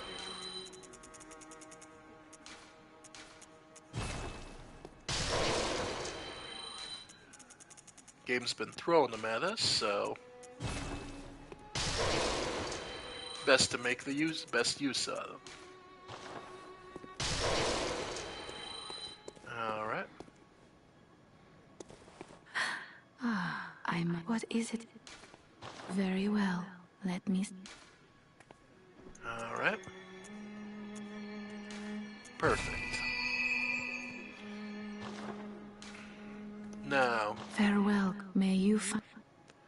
again, so what does that change about our understanding of the doll? That, much though it's interesting to say, it seems like the doll and the Winter Lanterns do have one thing in common. They're caretakers.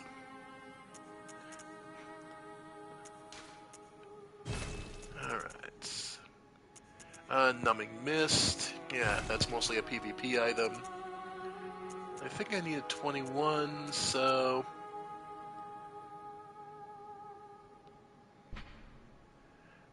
Strange gift from the messengers, inhabitants of Dream who revere brave hunters.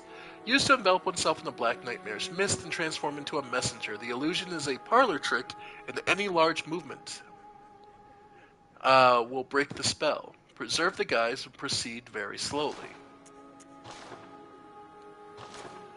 Let's see. The lead elixir. So that should get us one more point, I think. Well, what? Very well. Oh, it was 22,181. Okay. Farewell, good may 22,181. Okay. So we can sell... Yeah. Yep, perfect. The undetectable part, like we saw, does not Welcome, apply Edie. to the one enemy that you would want Very it for, well. which is the Winter Let Lanterns. the echoes become your strength. Let me stand close. Alright. Alright. Farewell, good may. Now, the other thing we should look at is our runes. We've picked up quite a number of them at this point. So, higher Quicksilver Blood, increases just your straight defense, Frenzy resist poison, rapid poison, more blood echoes, and the beast runes. Temporary boost to transform. Like, how much would this increase? Not an insignificant amount. 10% and 5% HP. Either way, actually, now that we've become a little stronger and we've explored the nightmare, I suppose we did mention earlier, but we should check up on those who've helped us at the start of our journey. Let's take a step back. We've come so far, but where we came from.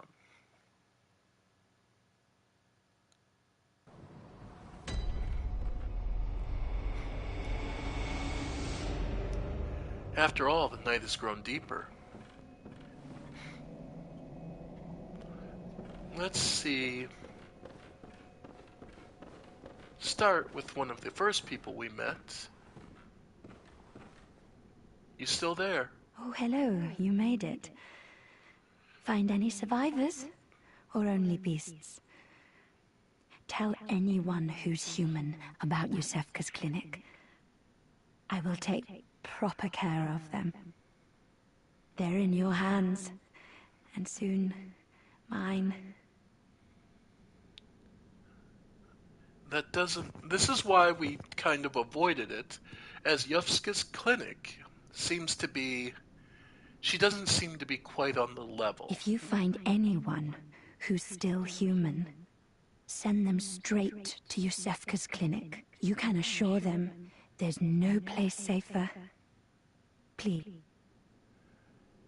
And she's still waiting for people, as we sent them to Oaden Chapel.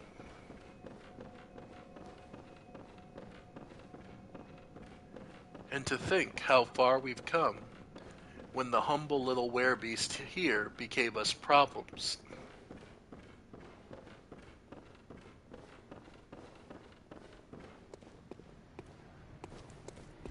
And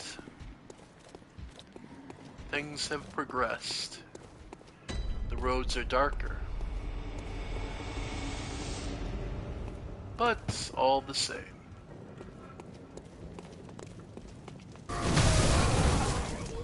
Yep. And what about our ailing friend up here up the ladder? It's been a long time. We should give him our thanks for that flamethrower.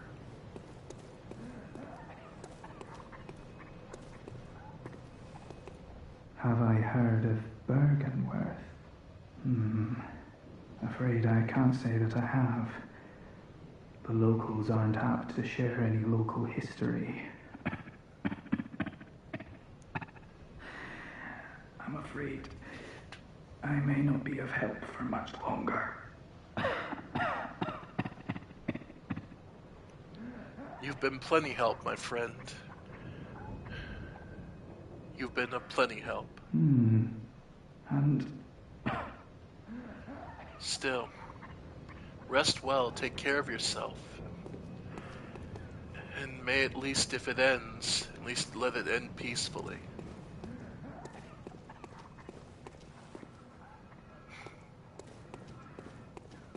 Well, what about the others?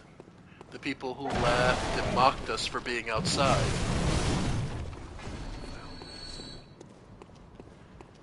What perhaps has become of all them?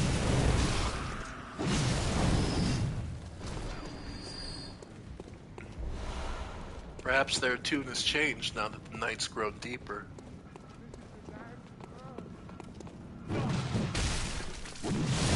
Yep. Yep.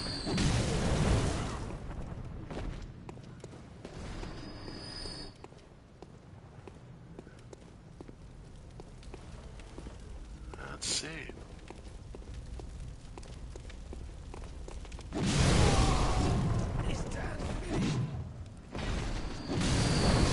Alright.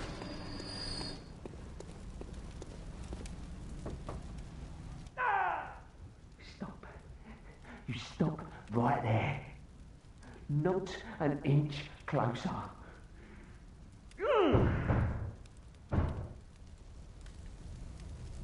Everyone alright there? Stop. Alright. How about up here?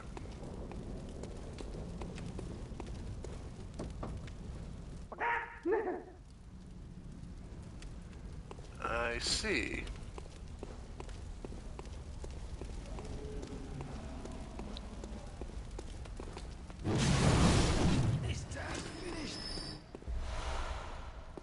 Well, there's one more person we really want to check up on. There was a young girl, Gascone's daughter.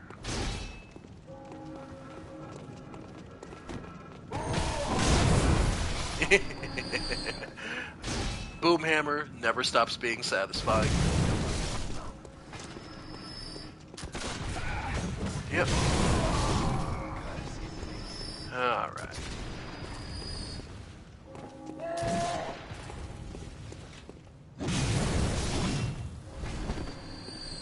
Alright.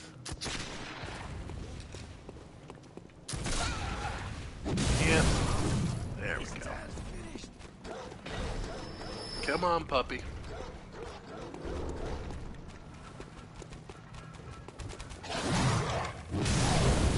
Yep. The Boomhammer's wide swings really help with dogs and such beasts. So, it's one of the reasons I love it so much. Well, they're still having a riot this time. Poor you. Poor you. Well, they're doing fine, apparently. They're having a riot this time in there. Laughing at us, if nothing else. Well,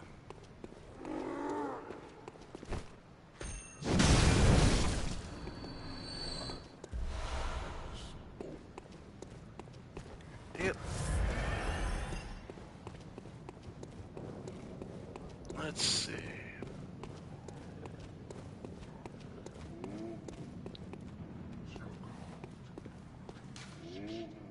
No response.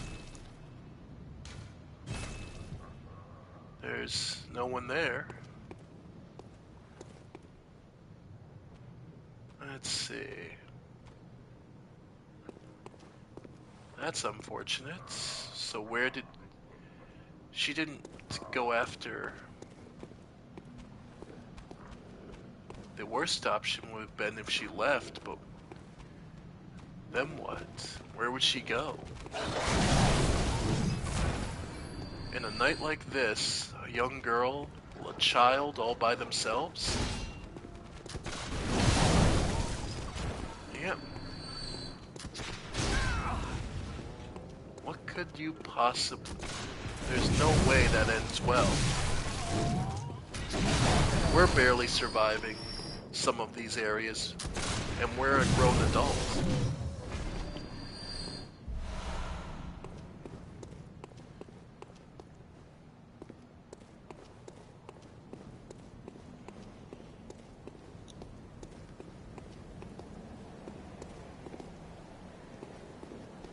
where could she have gone?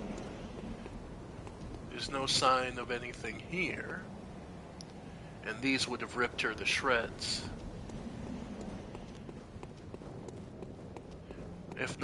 If she could hide from the hunters here and the dogs, no, they would have ripped her to shreds as well.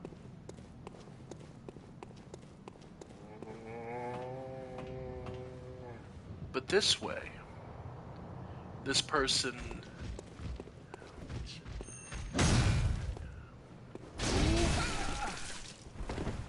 Is it?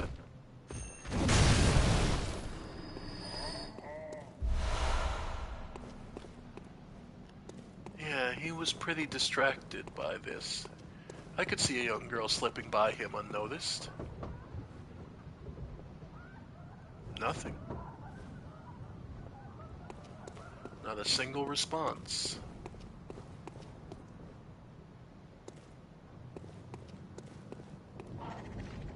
And the crows...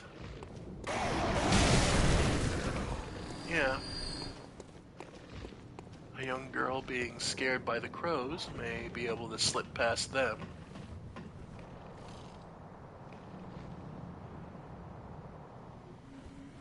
A terrified young girl.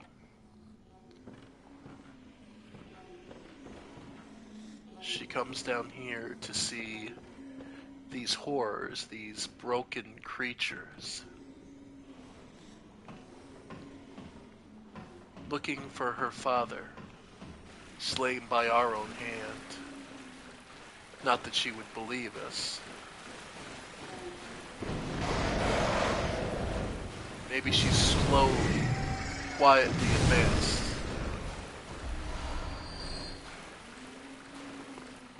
That seems possible.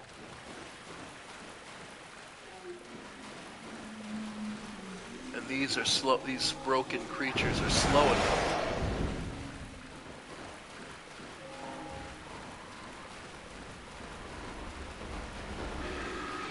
Alright.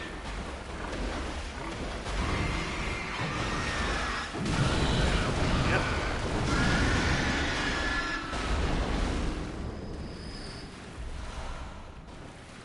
Yeah.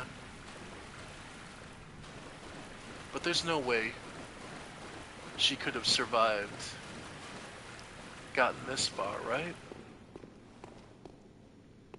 No.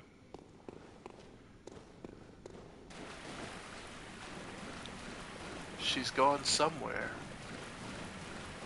Oh. There's something else here. A red messenger with ribbon.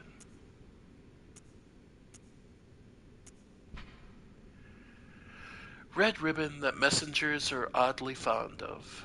The thick, pungent red was drawn from the organs of some unfortunate victim. A strange choice indeed, but perhaps for the messengers wearing this accessory constitutes a form of mourning. The black messenger hats.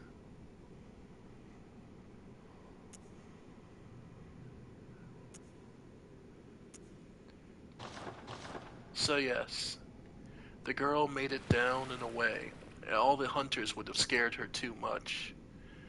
But these creatures were terrifying. She ran down here and encountered the first thing that would be able to catch her. She was small, nimble. Her father had always told her that her speed would be her best asset. He was a hunter after all, and he didn't lie. Unfortunately, she was too young to know that there are some things you can't outrun. So we've lost all of Gascoigne's family. His wife, he himself, and his daughter all fallen prey to the hunt of the night. A bitter story, wouldn't you say? But would it have happened any happier if she had simply waited at home for people who would never return? Would that honestly be better? Or would she have simply come after it sooner and met the same fate?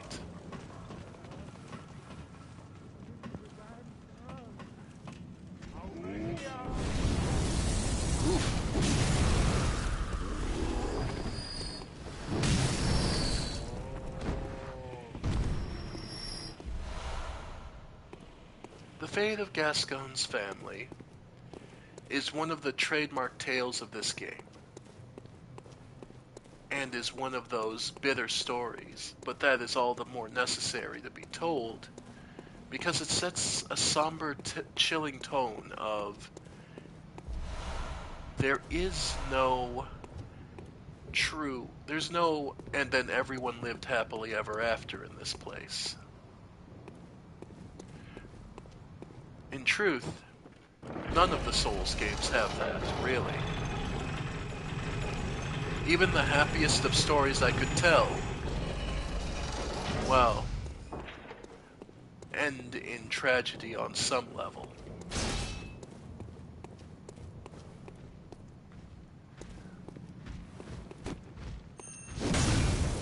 Yep. Nice. And yeah, if you do need to farm blood vials, this pair of dimwits are probably one of your best spots. Just saying, because the two of them in such close proximity and they're so easily killed. Not that you really need to anymore. When the game first came out, blood vials were much harder to come by in the later game. So, yeah. But now, it's not as bad as it was. Let's see.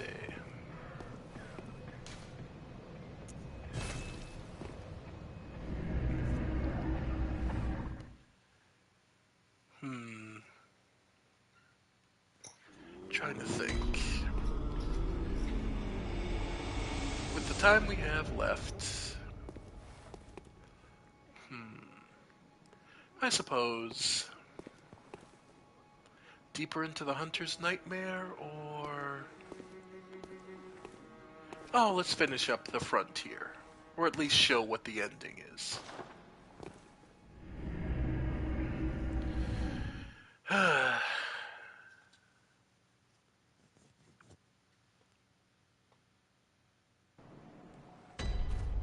Alright.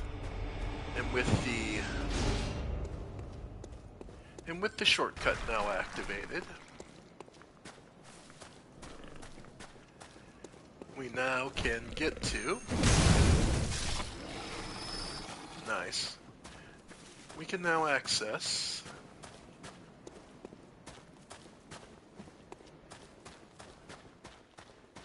the end of this area.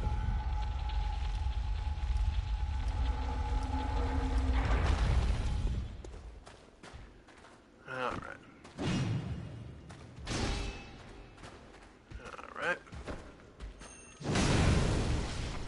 Nice. More Fireblood gemstones. By the way, the other major thing about the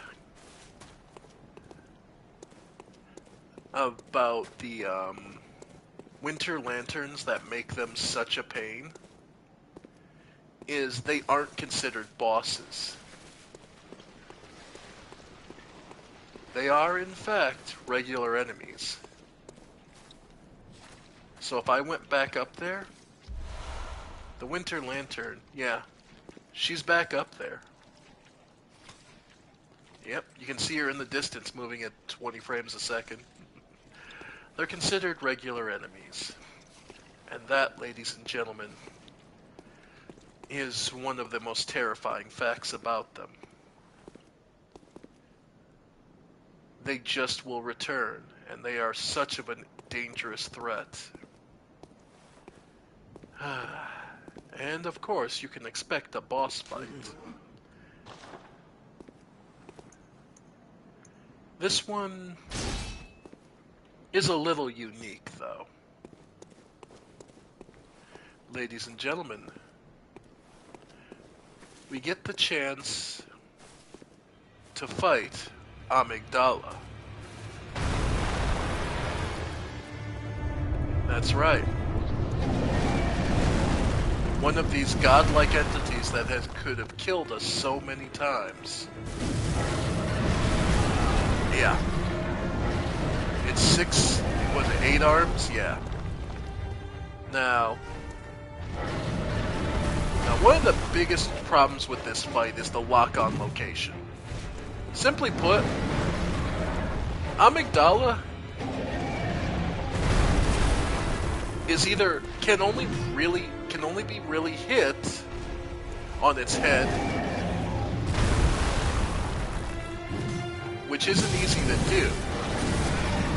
Yeah. And dodging its attacks is not simple. It also has this attack to drop slime. The laser beams. Thank you for showing that off. And its slaps have greater range than you ever think it does. And drop. And yes, that'll hit you. Now, yeah. He's very good at knocking you back. The slime will do damage to you constantly. Hitting its legs is pointless. Yeah, Yeah, this is the problem with the Amygdala fight. The positioning of its... Yeah. You have to hit its weak points are its arms, which you can't lock onto. Like, that would be the thing to make this fight more manageable.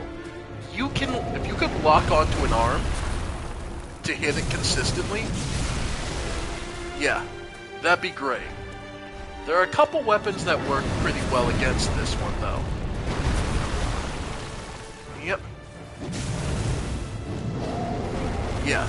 Honestly, the lock-on being so detrimental to you is honestly what makes this fight hard. Yep. And it only gets worse in the second half. Yeah, just avoid the slime. Yep.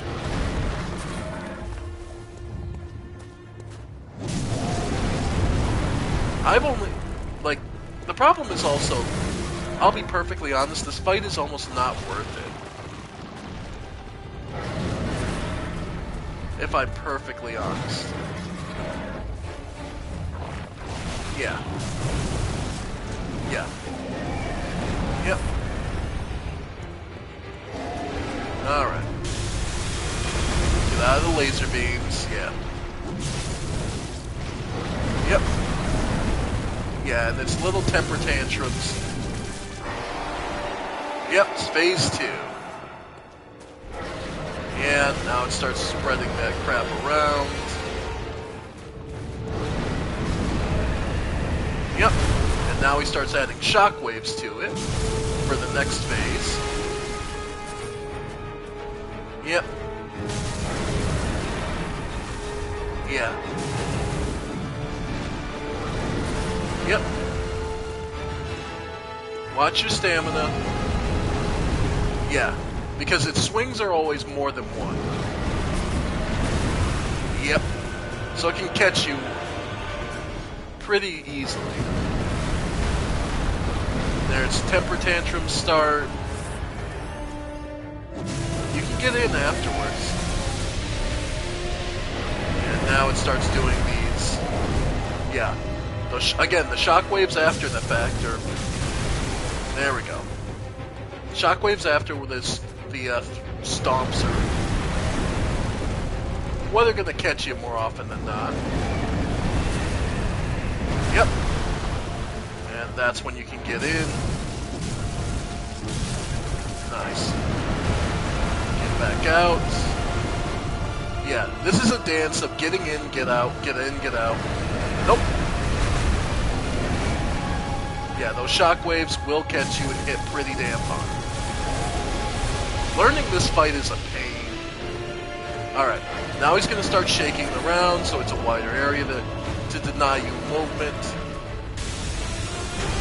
Yeah, now he's going to start doing the laser beams more. And I'm a little too close. Alright. It doesn't really matter which arm you hit. Okay, and now the really sucky part.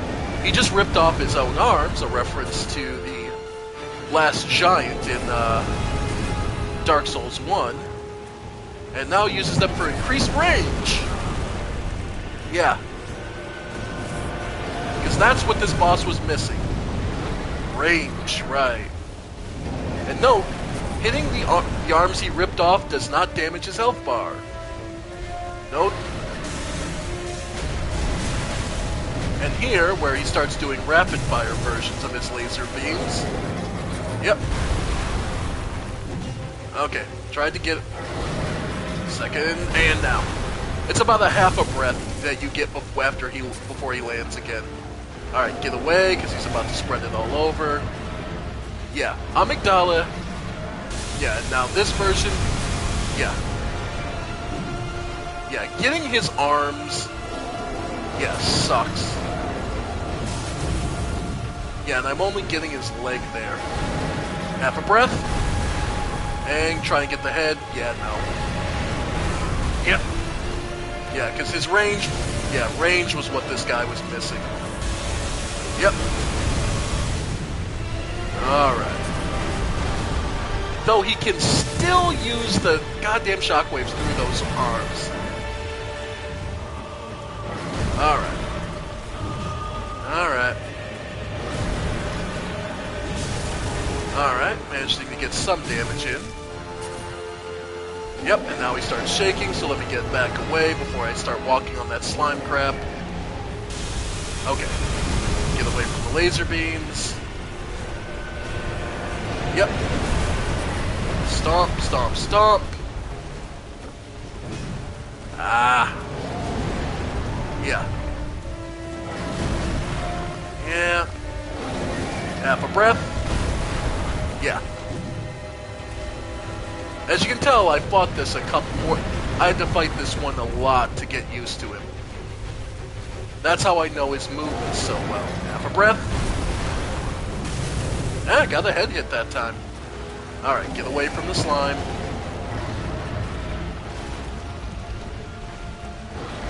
Alright, nope, the rapid fire lasers, just let him go. Alright. Half a breath. Nice. Nope. Ow. Oh, heal up. Okay. Alright. Yep. Ow, ow. Yeah, this was in the bad position for the slime. Yep. Yeah, just let him fire the laser beams. Just stay. Yep. Nope. Get up. Yep.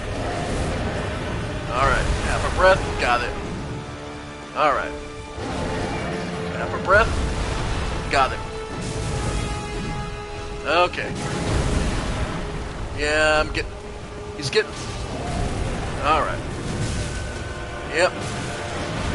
Yeah, getting that damn final arm hit is always such a pain. Yeah. Yep. I swear he knows he's at death. I swear. Yep.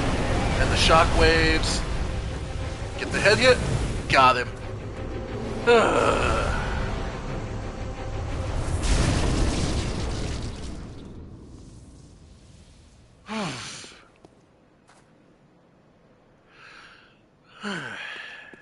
And we get a new chalice for ailing Loran.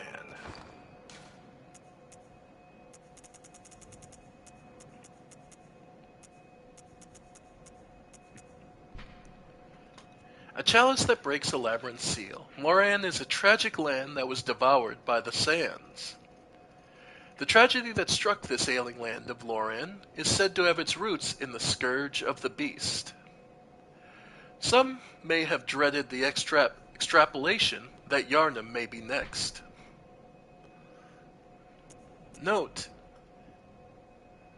that what it requires and the depth is much deeper.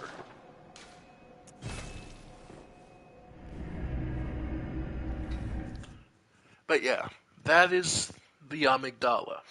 We've seen it dead before.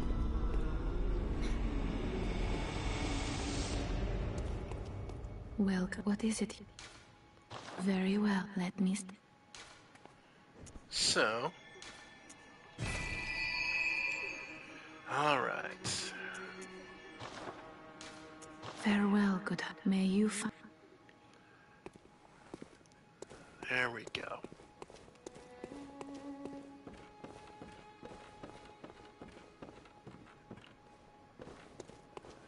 Alright, so... We have now... That is as far as you can push in the frontier. That is the final boss of it. And your reward is the access to Ailing Loran.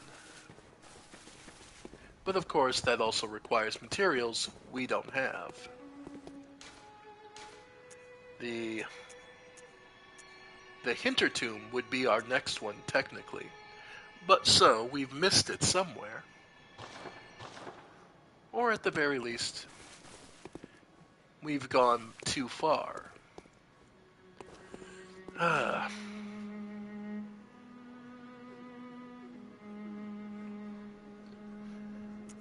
man, I truly, truly despise the amygdala fight. Alright. But, with that, amygdala's chamber. Witch's abode. Alright.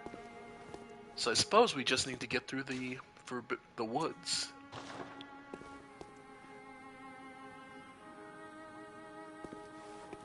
Alright.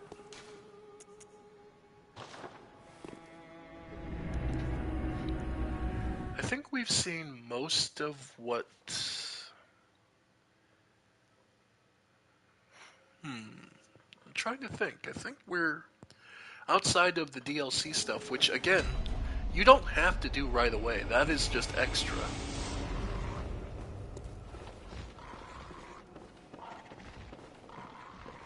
I truly think we're...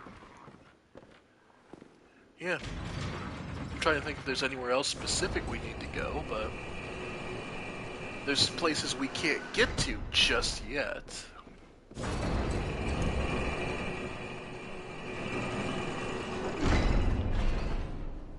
Alright. And yeah. Right, because the easiest way down... Nice. Yep. Is entering the here and then taking the shortcut. Further down. Which is over here.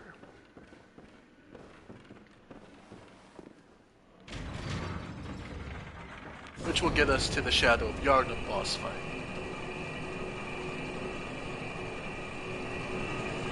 And remember, if you're ever not feeling strong enough, even after you've done the first... Once you've got the root chalice, feel free to do a couple of root dungeons.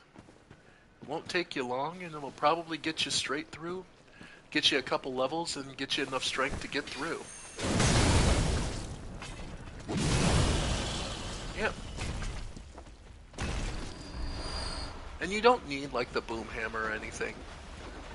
Even a regular weapon would be able to get you through. The boom hammer is just what I'm comfortable with. That's the thing you always have to remember. It's what you're comfortable with. You can beat this game with any weapon. It's just a matter of learning when to attack, when to defend, and what threats work in what manner, and what's the best way to counter them.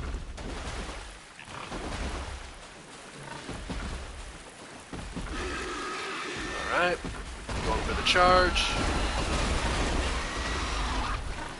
Yep. Nice.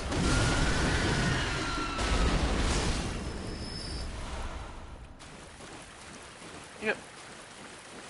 Again, Boomhammer is just something I'm comfortable with, because simple, but effective.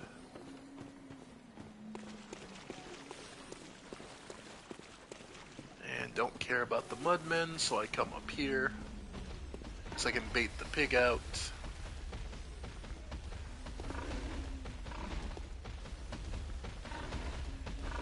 And trust me, folks, we've got a long way to go yet. Yep, here he comes.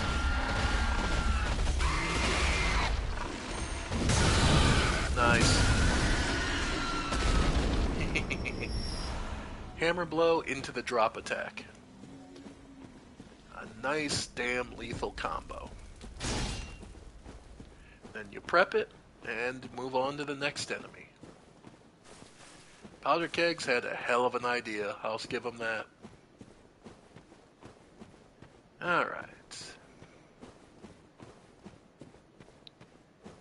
Well, now let's see what we can do about these snakes.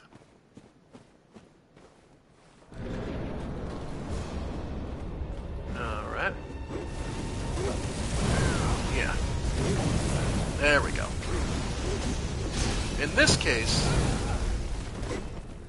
we actually want to use the pumped up wide sweep, I find. Yeah. Yeah. Bear in mind the flamethrower guy with the fireballs isn't actually that dangerous.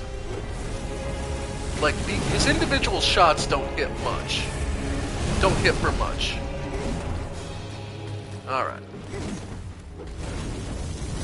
Yeah. Yeah. Look for a place where you can avoid his shots. Alright. Yep. Get away from the flamethrower. Perfect. And there we go. There's a nice heavy hit. Yep. There we go. Yep. Yep. Yep. But yeah. You can imagine, once this fight is 2-on-1 or even... Yep. Once this fight is 2-on-1, you've got a pretty good situation. If I'm perfectly honest. This 3-on-1 phase is the hardest part of the fight. So bait out the flame. If you can, bait out the flamethrower where it won't be useful. There we go. And while he... Perfect. Ow. Fuck. Okay, so got greedy because I went for the full hit. Yep. Alright. Yep. Alright. There we go. Alright. Almost got it. Okay. Yep. Nice. Okay. Yeah, he's taking it rough. Yep. Ow. Yeah, that got hit a little harder than I would have liked, but okay. Nice. Yep. Alright. Now he's gonna get, yeah. Oop, now we get the snake form, so now he gets extra range. Alright. Yeah. Yep. So these guys... Yeah, once they start having their snakes heads out, yeah, the fight changes a bit. He's now got extra range on his. Flamethrower has extra... His weapon is on fire, so he does extra damage. And the fireball flinger basically can now use artillery strikes, so he's not constantly blocked by direct hits. There we go. One down. Okay. Bear in mind, that doesn't mean the fight's really over. Oh no, this is just beginning. You should be used to the fact that by now, the fight's only going to get more intense, if anything. Alright, without their frontliner, we can start to bully Flamethrower a bit. Yeah. Okay. Yep. Nice. Yeah, we can bully him a bit. Bear in mind that the fight's gonna get a lot harder. Alright. Yeah, wait till he gets around. Okay. Yeah, he's gonna be... Yeah, the one... Now that the other one can use his artillery strikes... Yep, still got him. Okay. Alright, third one down. Second one down. Now the fight becomes... Now the fight really begins. Yep. Without the other two. Yep. Alright, get some stamina back. This one now gets access to giant snakes. Ow. Yeah. Hey, didn't we just have a DLC with this? The Abyssal Serpent? Oh boy. Yep. Ow. They hurt like a son of a bitch. Yeah. Though the interesting bit is... Oh, here they come. Yep. Yep. Abyssal Serpents, huh? Yep. Alright, dodge, wait till they come out. Okay. Ow. Okay. Yep, here they come. Yep. There we go. Yeah, but even with these extras...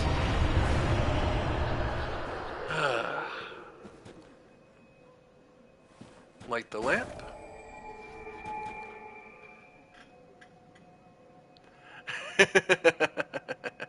Hurts like a butt cheek on a stick. Nice. But yeah, there we go.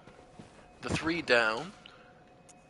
And we did get a new rune, Blood Rapture. A carol rune that transcribes inhuman sounds. Blood Rapture is the raw euphoria of the warmth of blood. Restores HP with visceral attacks, one of the darker hunter techniques.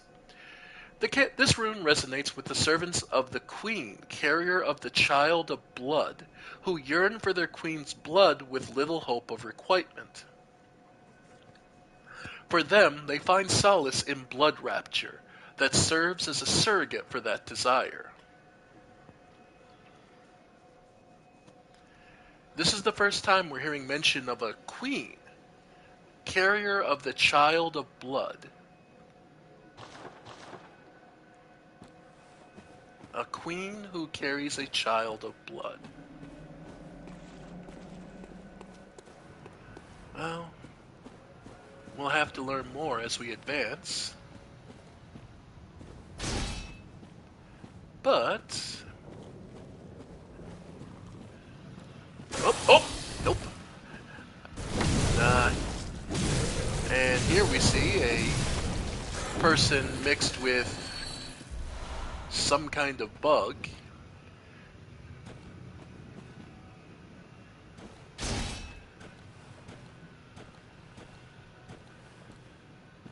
And we see statues of hunched over figures. Humanoid, but definitely not human.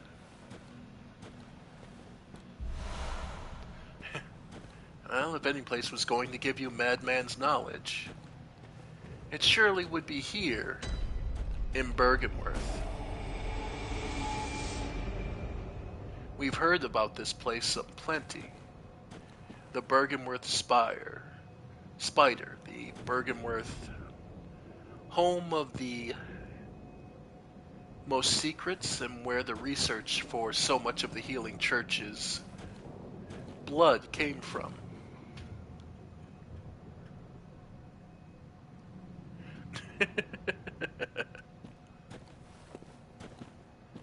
Alright. Well, we can see that those who were here obviously were fused with insects of some kind.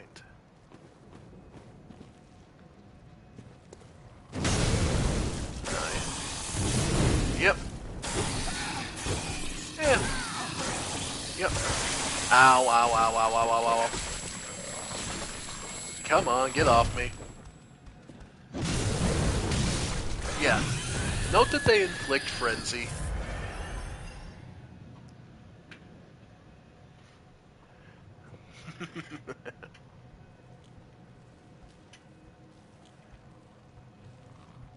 Yeah.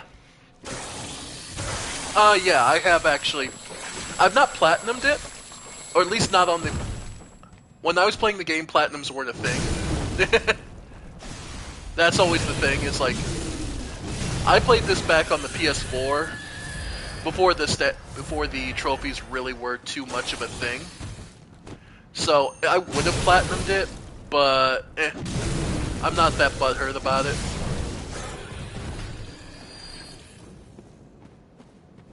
But I have delved into just about every aspect and feature of the game. I have mostly beaten it several times over. But what always fascinated me was the world and story of this game. So, unfortunately, for those looking for someone to just play perfectly, I'm not that person. I'm going to play the game and relax and enjoy the world they've built. Ah. And this is where I bring out the Tonitrus, because fuck you. Oh, fuck off with that shit. Sorry, that will always piss me off. These guys should not be... These guys should not be allowed to fucking power through a full-powered R2.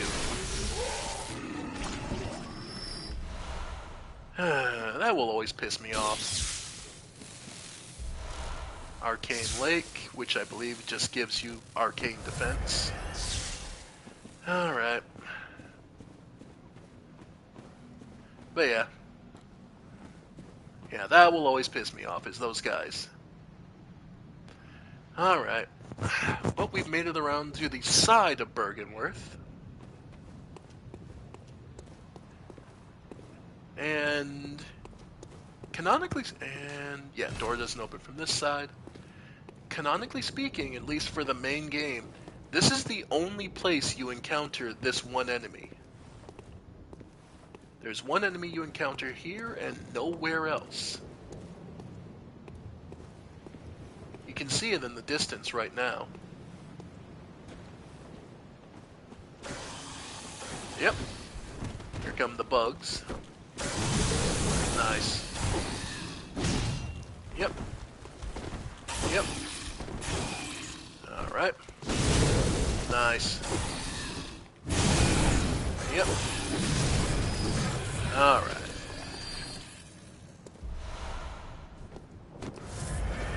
But yeah. This giant insect with the flower on top of its head. This is only ever encountered here.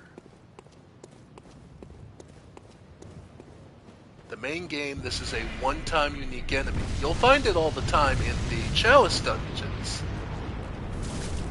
But, yeah. As far as the main story, yep, it only appears here. Yep, it does. Alright.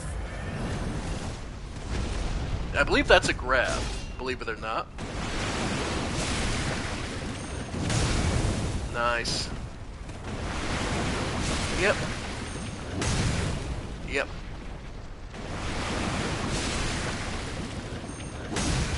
Yeah.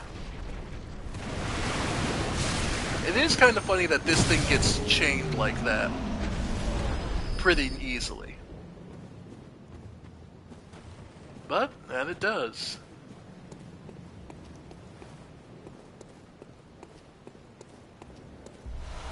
Great One's wisdom, so this guy learned way more than most others. Alright. And I believe... Yep, as I say, I heard the motion, I'm like, I believe there's a way through from here. Yep. So this will allow you to take more of the main entrance. quicksilver bullets, and into Bergenworth proper. So we'll be able to take the front entrance next time.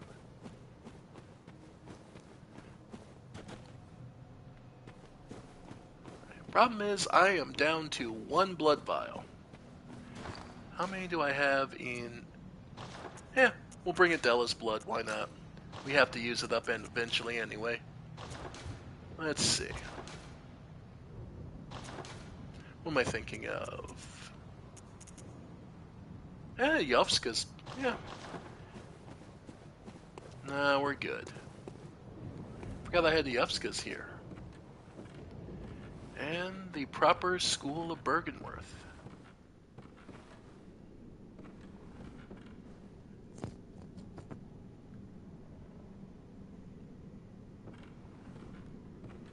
We can see there's a hatch to some kind of underground. And looks like there's all kinds of research being done here. A chest.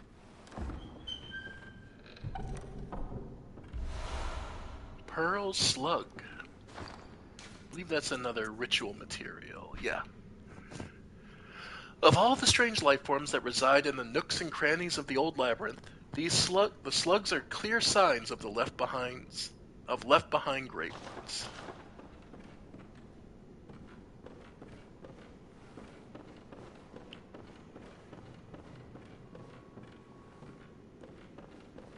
There's some kind of ringing.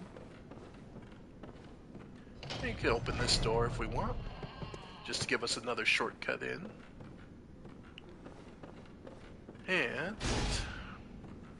oh, there's someone here. I doubt they're friendly. Nope, we can lock onto them. Yep.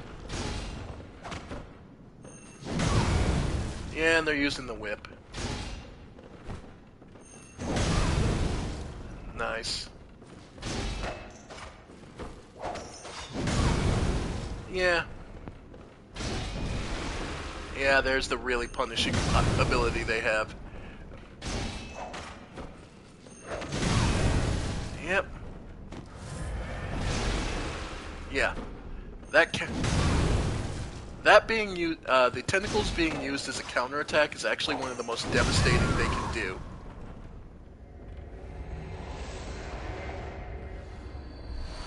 Blue elixirs to keep themselves undetected.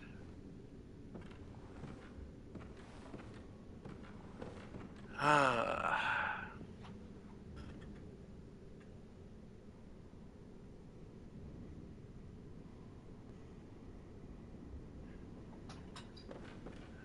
Let's see.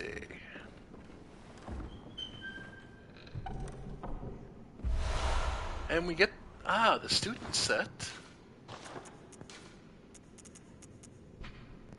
Uniform of the Students of Bergenworth, a bygone institute of learning, features a thick cape. The Healing Church has its roots in Bergenworth and naturally borrows heavily from its uniform design. The focus not on knowledge or thought, but on pure pretension would surely bring Master Willem to despair if he only knew. So yeah, the students were seeking knowledge.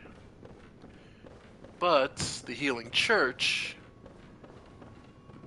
well, they sought power, and not power knowledge could give.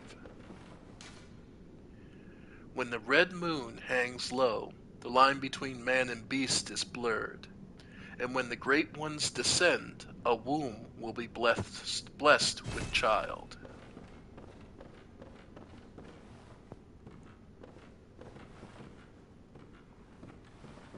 And we can ascend a ladder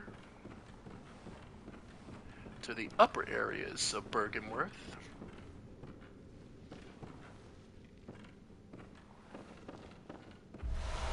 The Lunarium Key.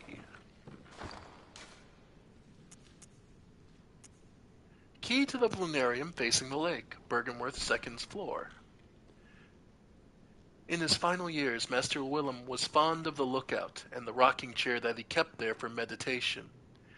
In the end, it is said, he left his secret with the lake.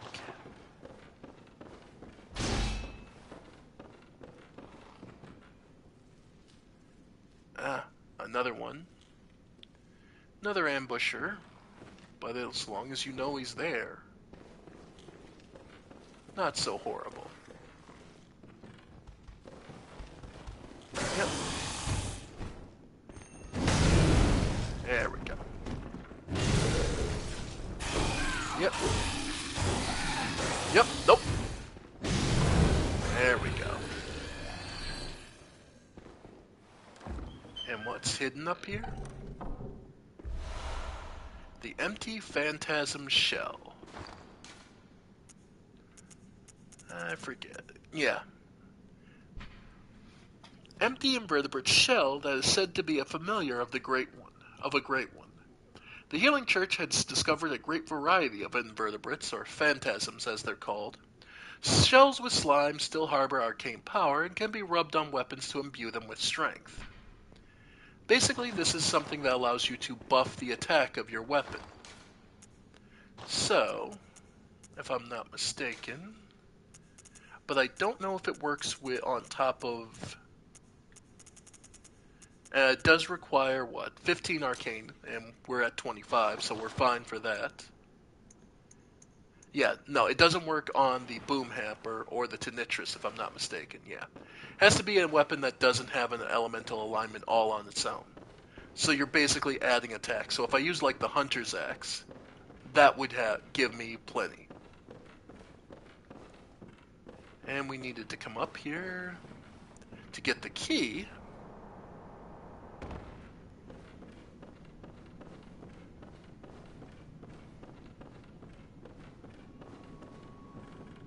That would allow us to open this. And ladies and gentlemen,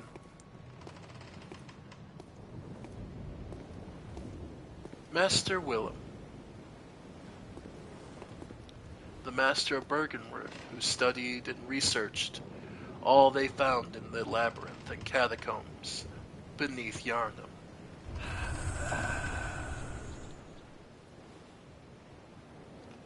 And he directs us over there.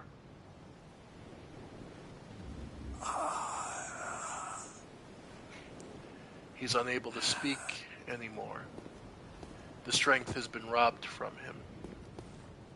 All that remains, all he can do to direct us, is here. A beautiful shot of the moon above. But what possible secret could he hold? There's something below us?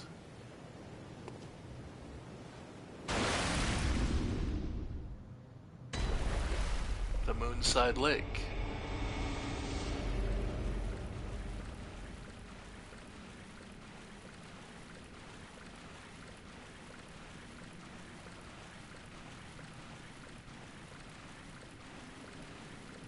And the secret Master Willem kept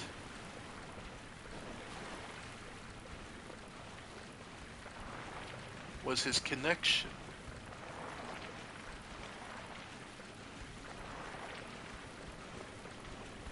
to a great one,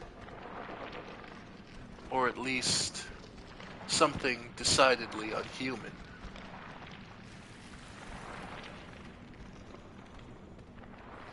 Eyes upon eyes.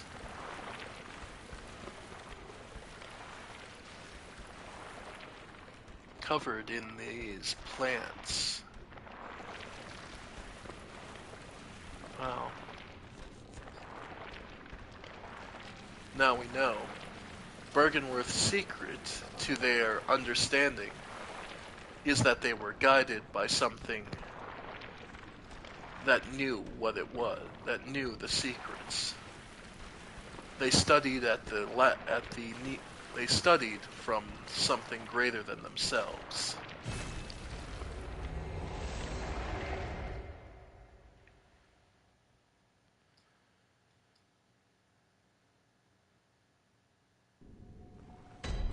And now we understand.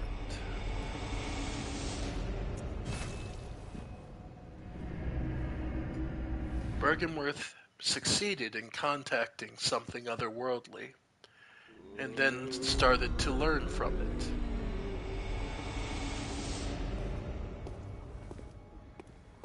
Welcome. What is it you desire? Very well, let me stand. Alright.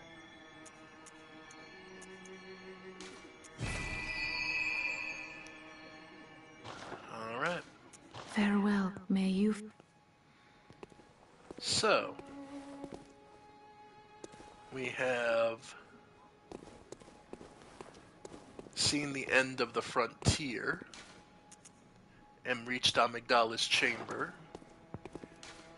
We've seen what the jail holds. We've learned of Hemwick's charnel lane and the witch's abode. Traveled through the forbidden woods to find the forbidden grave. That led us to Bergenworth. We've even cleaned out most of Yharnam itself.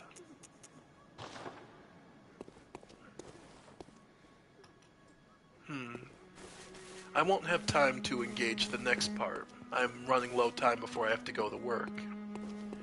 I'm just trying to think. Is there anything else we need to see to paint a fuller picture of what we're encountering? Not really. There is one other place we should go, though it's a bit of a pain to reach. I suppose we'll do that another time. We'll do that next time. We'll start with that. There's one place in Yharnam we haven't gone. It's a little hard to reach, but that'll be for next time. I want to thank you all for joining me. I have been the Ephemeral One, and this has been more of Bloodborne. I hope you all have been enjoying, and I'll see you next time on this, or maybe something else. Bye for now, folks. Bye for now.